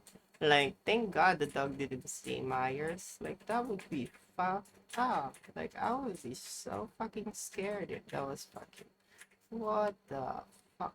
Okay, next. So this famous tennis player was suddenly rushed to the hospital one day with extreme frostbite all over his legs. But although his doctor said they had no choice but to amputate them, not even a movie could have realistically depicted what happened next. You see, shortly after winning the Swiss Tennis Championship, Richard Norris Williams decided to buy a first-class ticket aboard a luxury ship. The only problem was that ship was the Titanic. And when they suddenly hit that fatal iceberg, Richard had no idea what was going on. When he helped free a trapped passenger by breaking down their cabin door, he was actually yelled at by a steward who threatened to fine him for damaging ship property. Although Richard survived since his legs had spent hours in the deadly water, his doctors told him they had to be amputated. But since Richard refused to have his tennis career cut short, he just began forcing himself to try walking every 2 hours. And although this was insanely painful at first, he not only made a full recovery, this incident even somehow actually made him better at tennis. Just 4 months after the Titanic, Richard won his first US Open. A few years after that, he reached world rank number 2 and US rank number 1. And Richard not only went on to win countless other championships like Olympic gold, he even later fought in World War I. So this Whoa. Amazing. Amazing. That's amazing. Wow. Wow.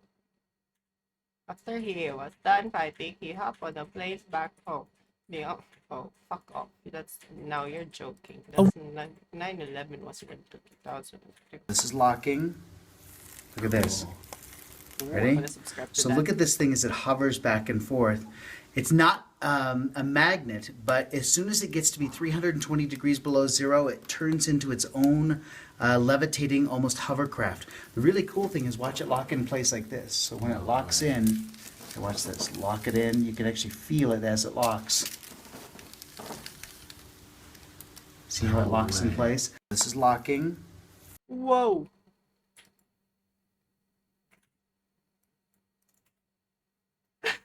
Oh my bad, bro. Locking in. Wow. Whoa. Wow. That is so cool. Nee. No, thank you. Young girl and her mum share this bedroom. And I don't want to point out the obvious, but we are dealing with a biohazard. We've got maggots, bodily fluids, feces, fly eggs, you name it. Everything had to be disinfected multiple times throughout this clean. What you're seeing here is the initial clean, just to get those top layers of dirt right off. And then we later go in again and we sanitize everything. Now after the initial clean's done, that's when we lay down all of our fly killer. So everything you're about to see being sprayed down with fly killer, don't worry, it's disinfected and making me re-cleaned the scratch. next day. It's a tedious process, but it's never failed me. If you want to see the rest of this bedroom clean, because there's a lot more, drop me a follow and come back for part 2. And if you watch Aww. to the end, you're my favourite. Here's a sneak I'm her peek of the afters. Love you. Dads. Woohoo. That's cool. After her vet told her that her Pomeranian needs to go on a diet, the woman thought it'd be funny to see what the dog Oh my god, our vet just said the did if she same gave dog it to just dog. 2 pieces of kibble, and the dog's reaction when it realizes what she's trying to do is pretty hilarious. Take a look.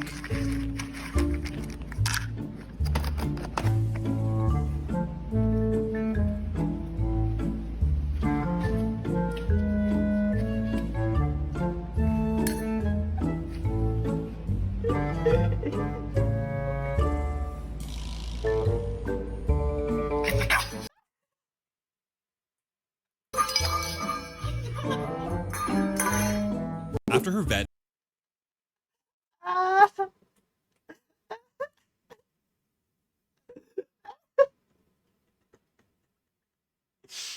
I think I've seen that one. Wow. The dog was really mad. It's so funny because our dog, like Missy, the white one, she usually like jumps before we feed them dinner. So I wonder, I might try this because yeah, they started saying she should cut weight. We've been trying to like help her on that. Some of y'all been making up stuff at your tables instead of finding out the right information, and it's getting out of hand. Not me. If I don't know, I tell them. I don't give a f. I study the menu for an hour before every shift, and I color code the new information with highlighters. It ain't me. Dog. What? I don't. The beurre blanc sauce? Well, it's beurre because it's cold, and it's a white sauce, so it's a cold white sauce. Yeah, and beurre. The filet Oscar? Okay, so it's it's a filet, and Oscar so Oscar Wilde. Oh fucking hell. The first time I worked at the restaurant, I didn't know what fucking what's that? Gluten free. I didn't know what gluten free was. So I was like, do you have any gluten free? And I remember like they fucking like I didn't fucking read the fucking entire sheet of paper that they gave us.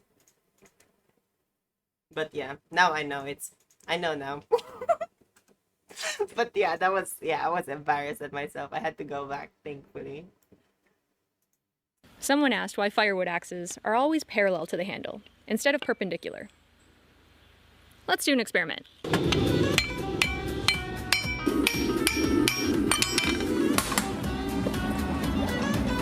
Oh my god, she got muscles. Ah.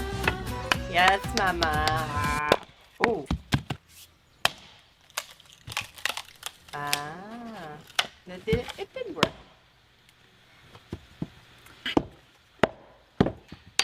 Ah.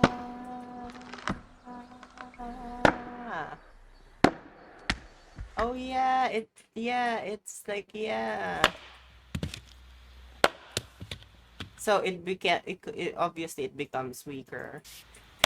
So it's not really convenient in it, is it? So this design does have a purpose. It's really great for cutting and carving, but for splitting, I wouldn't recommend. Yeah. Someone asked why.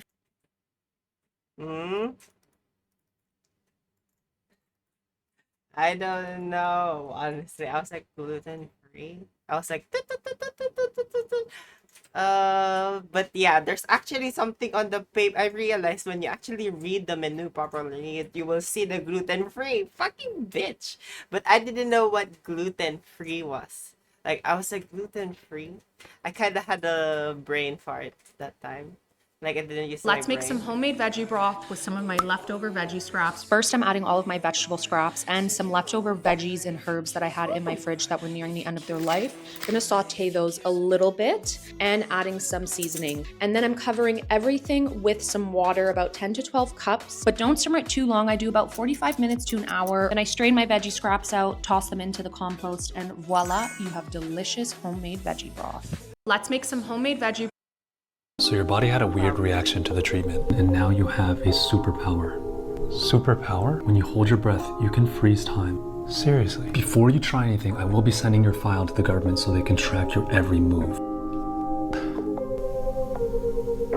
Did you just freeze time and delete your file?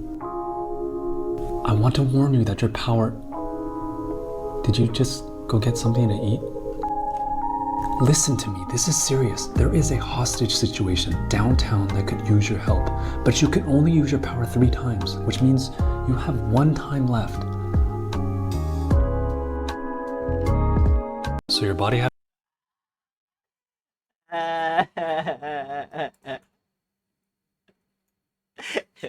This guy is very creative, I noticed. So Yuen just had a fight with her mom. She needs to learn that I have my own opinion, and when I don't agree with her, I will speak up. That's so brave. By the way, what do you have there for dinner? Instant noodle. That's a pity. Your mom really made a feast today. What, Dad? Here you go, Carl. Just don't tell your mum. I don't want to end up on a naughty list, but I support your resistance. So Yuen... Oh, fuck no. If that's my mom, I would fucking talk my mouth out.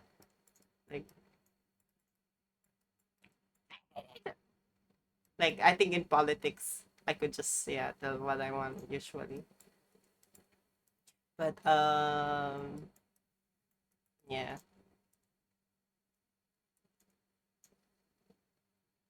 Oh my god, a lot of people are saying the same. Because when I read the Asian parent thing on Reddit, like, they almost all of them have gone through the same shit as I've gone through. Like, what the hell? I was just like so shocked. So this Japanese guy began documenting his adorable pet piglet on YouTube one day. But although his cute videos quickly went viral, people were soon shocked to realize that his channel's name was actually Eaten Pig after 100 days. You see, although this guy would constantly bombard this piglet with love by dressing it up in cute costumes and feeding it the best food, his only goal was to just eat this poor animal after 100 days. Apparently, he just thought this would be interesting content and had even named his piglet Kalbi, which means roasted short ribs in Korean. But although his viewers were obviously devastated by this, they never could have expected what happened next. You see, although viewers began desperately begging this guy to save Kalbi's life, when day 100 finally came, people were horrified to find that he had genuinely posted a video of him cooking and eating his piglet. Almost immediately, thousands of people began viciously attacking this guy, even sending him death threats. But that's when he suddenly revealed that Kalbi was actually still alive. You see, this whole thing had actually been Oh my god. a social experiment to get people to really think about where the meat they eat comes But yeah, that's so funny because that's right. Everyone was upset that he had eaten the pig when there's actually it's actually a pig in a way, from. Although this guy eats meat himself, he believes that global food waste can be solved if everyone is just more appreciative of the sacrifice that animals make. And he ended up calling out countless hypocrites who eat meat themselves yet still attacked him. So this Japanese That is actually a good way to see it. Like, if you work as a wait staff, you should, I'm not sure. If you work in the hospitality, like restaurants, you'll notice the amount of shit that they will chuck to the bin. I don't know, especially here in Australia. That's crazy. That's crazy.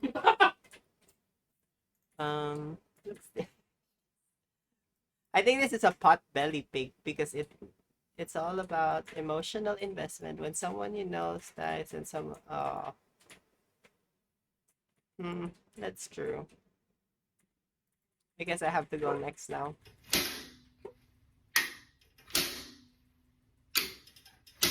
This is a hanger invention, and it's made right here in the United States. It took 4 years and an entire life savings to get the design right. The invention locks in everything in your closet. And the addition of this clip bar here makes sure your garments don't go anywhere, from tank tops and dresses to even clipping in entire outfits. It's also made from 100% recycled materials and is super strong. But I need your help to get this invention out there. Screw Shark Tank. Keep your product. Trademark it ASAP. That's not how it works. People can just copy shit. Why do 90% of commercial airplanes come from just two companies? Strap in as we explore the dueling titans of the skies. Imagine this, you're bored. Bye. Don't. Where you think you're going, baby? But here's my number, son. Oh, baby. Not to look right. Oh my god, I love Carly. She has a new album, by the way, Carly Rae Jepsen. I mean, yeah, you can see that he's fucking. You can actually see that he's like enjoying the whole, like, he's like listening along. Someone was standing right here 100 years ago looking for oil. They drilled a hole Actually, I'll write that down in my karaoke list. in the ground 1,500 feet deep and were extremely successful in finding it, pumping that black gold out of the ground for decades. However, when the oil ran out, what happens more often than not is that these companies, these operators, go bankrupt. They scrap the equipment on top, leaving an extremely deep hole in the ground exposed to the outside air. Which might not sound like a big deal at first, but it's not just oil down there. There's methane, natural gas, or even crazy stuff like hydrogen sulfide that can kill a man with a single breath. Over the course of 20 years, plugging this single well is the equivalent of taking 1,000 cars off the road or planting nearly 200,000 trees. We have to pour the concrete in segments so the bottom plug dries first before we can add the rest of it. As the sun sets on the third day, the well is officially sealed and plugged, and no methane will be escaping this hole ever again. Oh. Let's see. Oh. Hello. I hope. Hi, Juniper. Sorry, I didn't see. I'm sorry I didn't see you there. Thank you, and I've been doing well. I've missed you, Juniper. Thank you so much for chat. And hey, it's okay. Wait. I've enjoy your game, and yeah, I hope you get a lot of whatever money. Is it a money game? Money game, or what is it about? I hope you're well. Thank you. Thank you for stopping by. You're good.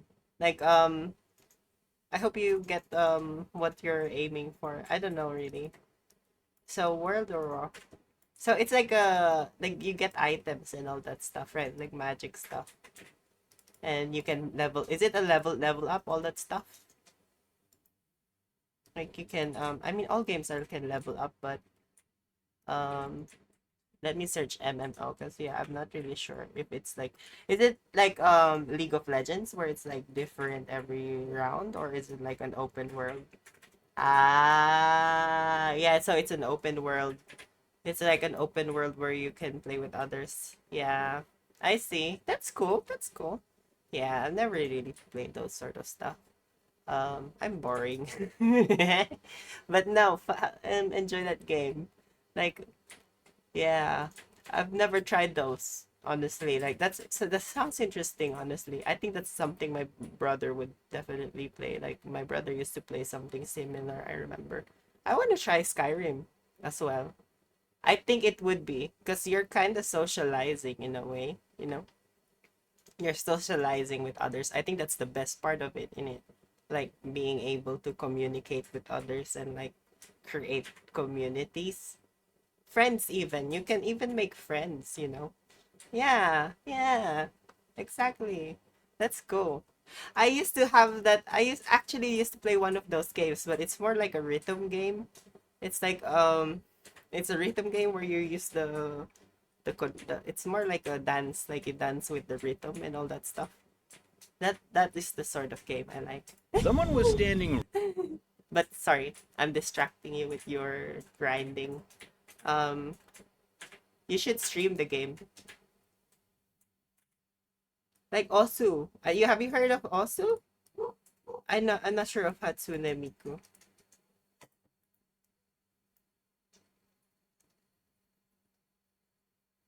I think this is just a character in it.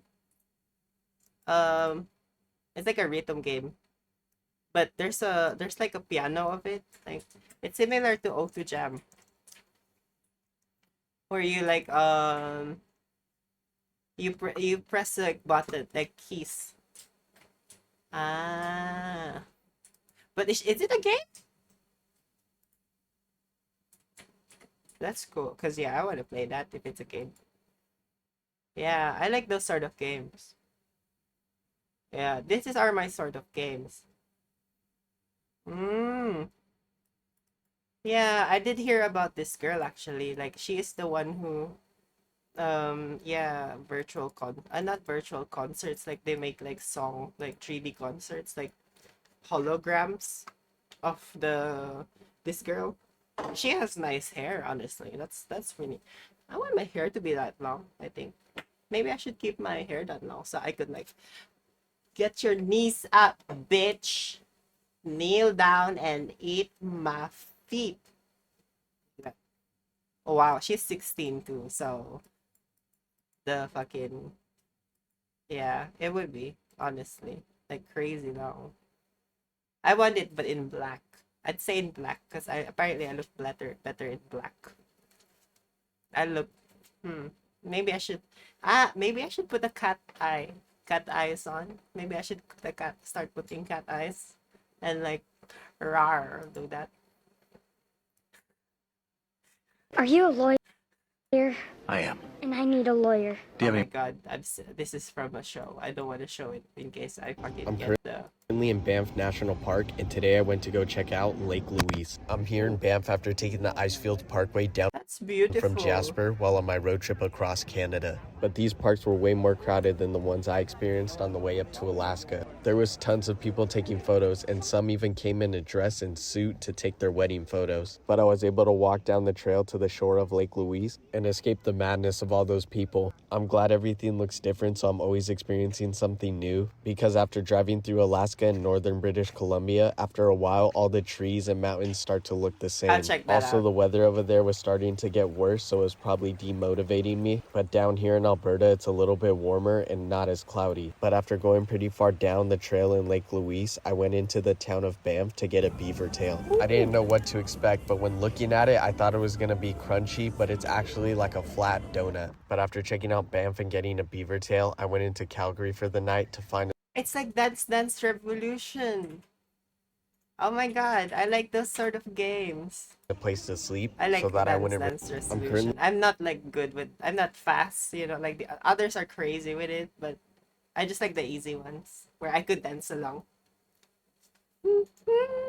Yeah, DDR, yeah. Like I could just dance along.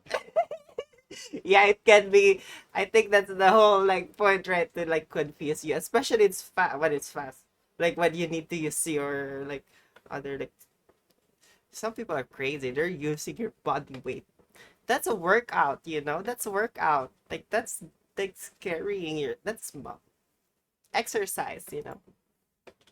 This is one of the most. I could play that all day though. Honestly, I think that would be a game that I would enjoy. Well, no, not all day because I'd get tired. Duh. But yeah. Unique art styles you'll ever see, and the best part is you can even sell it if you do it right. This artist travels all around New York, using puddles as his canvas and creating waves in the river, and the coordinates of each location are stamped on the relevant artwork. But what makes it really special is the paint scattered by the pencils. Since each puddle is different, every piece is completely one of a kind, resulting in magnificent artwork. This is one of the most unique art styles you'll What? Modern art, childhood art. He's killing the organ. Want to say this is India ink, which is non-hazardous for water. Oh, okay. So apparently the ink is non-hazardous. We're all gangster until a puddle turns up.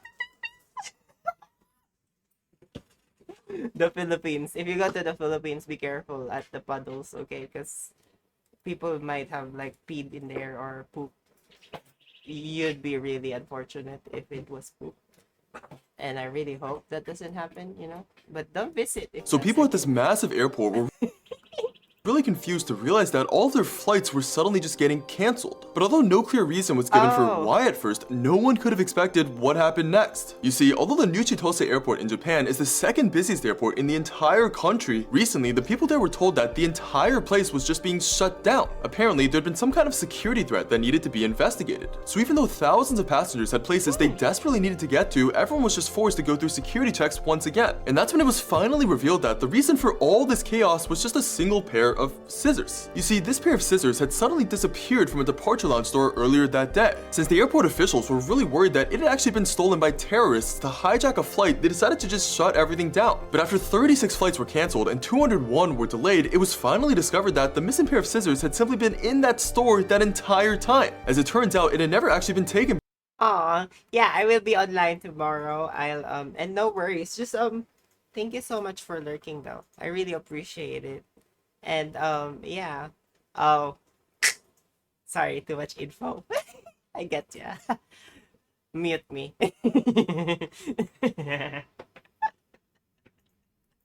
By anyone, just accidentally misplaced by workers. Although some people still praised the new Chitose airport for its caution, others were obviously extremely frustrated. So people at this Wow. I think they don't want another version of the whole like 911, 911 thing. They don't want it to happen again. That's why. Hey, Tax Tip Tuesday. Don't forget, gambling losses are a tax write-off. Every day for lunch, I come out, I pick up scratch tickets off the ground. You pick up an aluminum can, you get what, 5 cents? This right here, $2-3 a pop. I haven't paid taxes in years. So this is a comedian, but this is why this wouldn't work. First thing is, if you're getting anything Fuck off. That was fucking satire. I thought for that free was like real. that off the ground, you don't have cost basis in the item, right? You don't have tax basis in it. So that's almost always going to mean there's no such loss or write-off because economically you don't have a loss. And then two, this is specific to gambling, which is even worse because to take gambling losses, you have to have gambling winnings. And even then there are a ton of limitations on actually taking gambling losses. And for actual tax law from a tax attorney, subscribe. Hey, tax...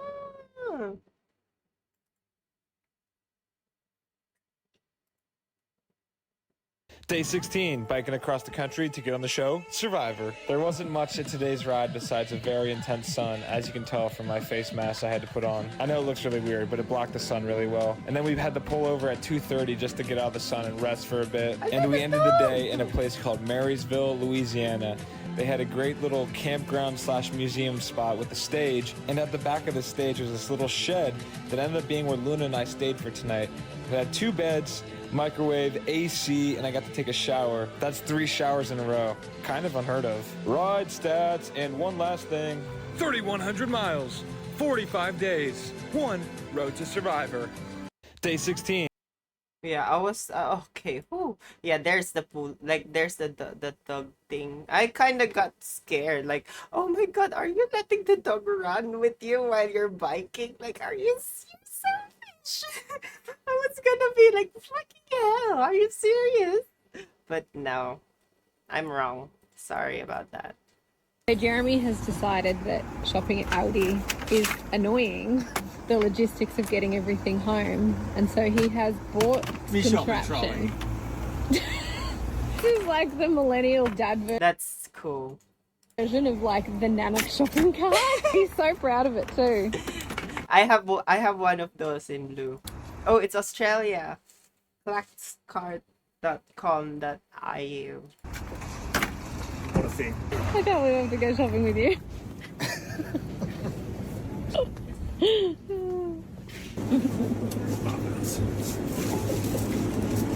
What's with the t-shirt though? It's dumb. It's good. Like, what's with that?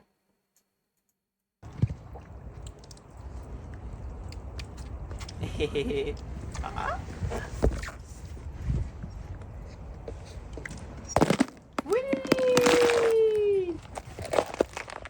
Nom, nom, nom, nom, nom, nom, nom, nom, nom.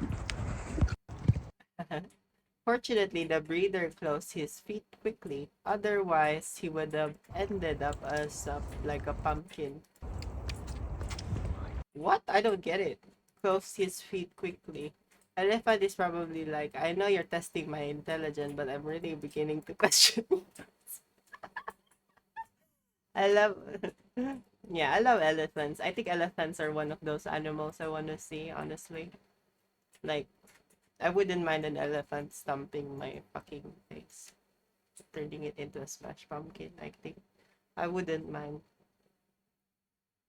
That's very sweet. He knew that you would get hurt if you step on your foot. Very intelligent. Elephant, take your foot out of their cow. Oh, what did this Japanese? I have a friend who is a zookeeper, and after interacting with all kinds of animals, he says that elephants are the most intelligent. He has a I think she is trying to say they have a kind of insight that allows them to read the subtleties of human emotions. Oh, so they can read emotions basically. Wow.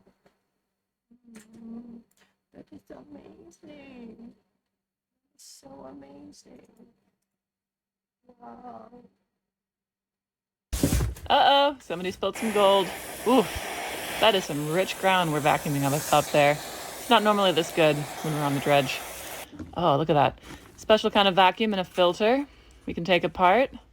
Ooh, lots of suspicious ermine turds and fur in there. Piece of tape. All right, pouring it out. Pretty dirty, but lots of like light things. You know, ermine turds don't weigh that much. Sucking it up with a sniffer bottle. Look at that nice, beautiful pile of gold. Placer gold is particularly easy to lose. It's light. It's very spillable. Drying the gold off now. That's some nice clean gold in the pan. Clean hot gold. Nice little gold omelet we got. All right. Said like your mom. Cooling it off as we do. Now we weigh it. Oh dang. 4.5 ounces. Woof. That was an expensive spill, folks. Oh, what the fuck? What the fuck? For those that, what the fuck? 8,000 worth of gold. Wow. Oh, wow. Cash for gold shops be like $5. Take it or leave it. Gorilla glue? That's you're kidding. And you sold that? That's you need a shark. No. This is my impression of the Earth the first time its whole body was photographed. Isn't it beautiful? This image was taken by a satellite in 1966 and represents the very first time anyone saw our entire planet all at once for what it truly is, a ball suspended in space all alone. Of course, there had been earlier photographs of Earth from space. In 1946, the US strapped a film camera to a V-2 rocket they'd captured from the Germans and got this footage, the first ever images of Earth taken from space. In 1961, we got the first photograph of Earth from space taken by a human, cosmonaut German Titov. The first photograph taken by a human of the whole Earth was this one, snapped by William Anders aboard Apollo 8. The crew of Apollo 17 took this picture. It's more than 50 years old now, and it remains to this day the last photograph of the entire planet ever taken by a human. Wow. This is my impression. Wow. Okay, wait.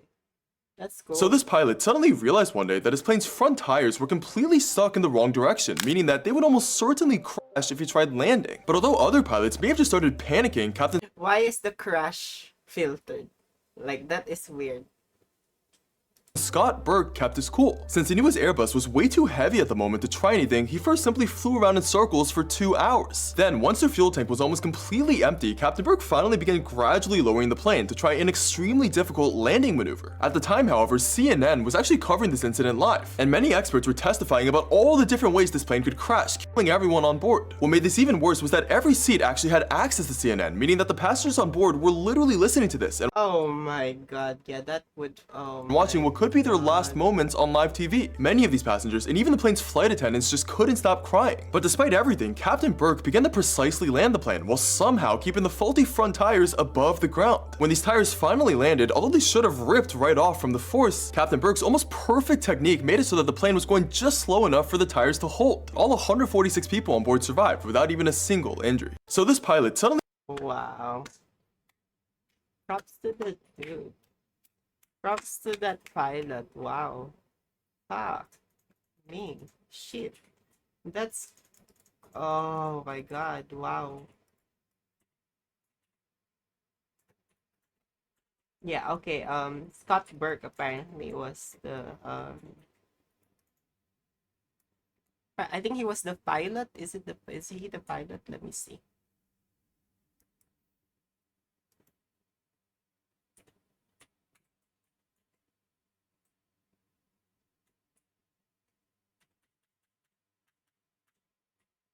Wow.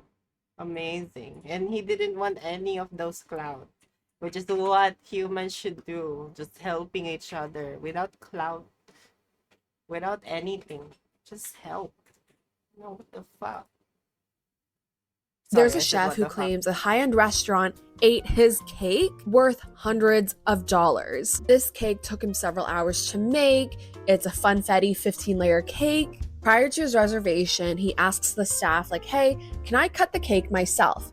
The staff are like, no, that's a safety hazard. The cake is brought to the back of house. When they serve it, it's so thinly sliced. At the end of the night, he asks, like, where's the rest of the cake? The staff tells him there's no more left. This story blows up on TikTok to the point where the restaurant apologizes and gives him a voucher for a fully paid meal for two. There's a chef who claims a high-end restaurant. What the fuck? Update. The restaurant checked their security footage and found that the staff, they just forgot about the cake. There were there were only 2 slices left by the end of the night. As the previous server, I think the cake he made and brought to the staff restaurant was eaten by the staff. Oh.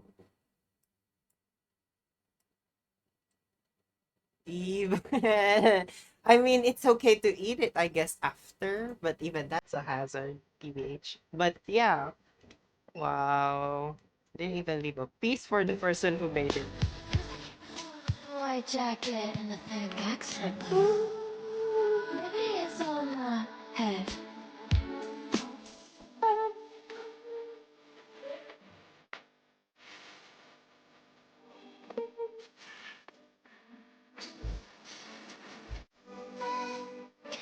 Oh my god, copyright. Sorry. Sorry, copyright. Copyright.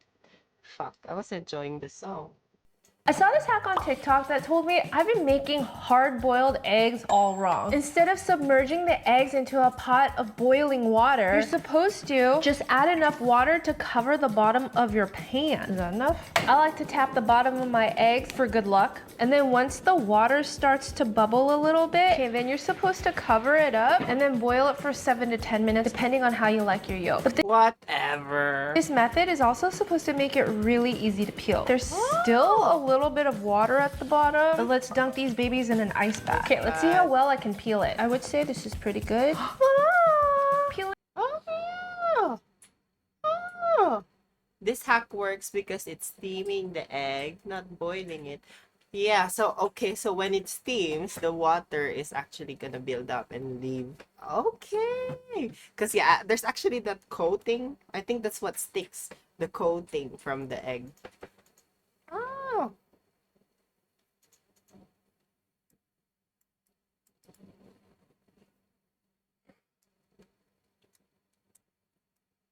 Sneak.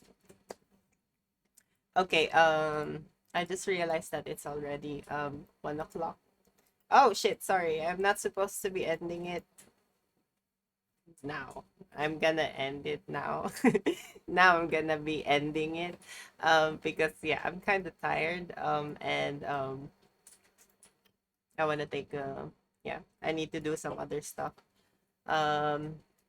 So yeah, if you're still here, I really appreciate it. And thank you so for joining in. It's a little short. Sorry about that. But yeah, thank you so much, and I hope I'll see you tomorrow if you're still here. Take care of yourself, stay safe, and I'll see you tomorrow. Bye bye. Ooh, let me just cover myself again.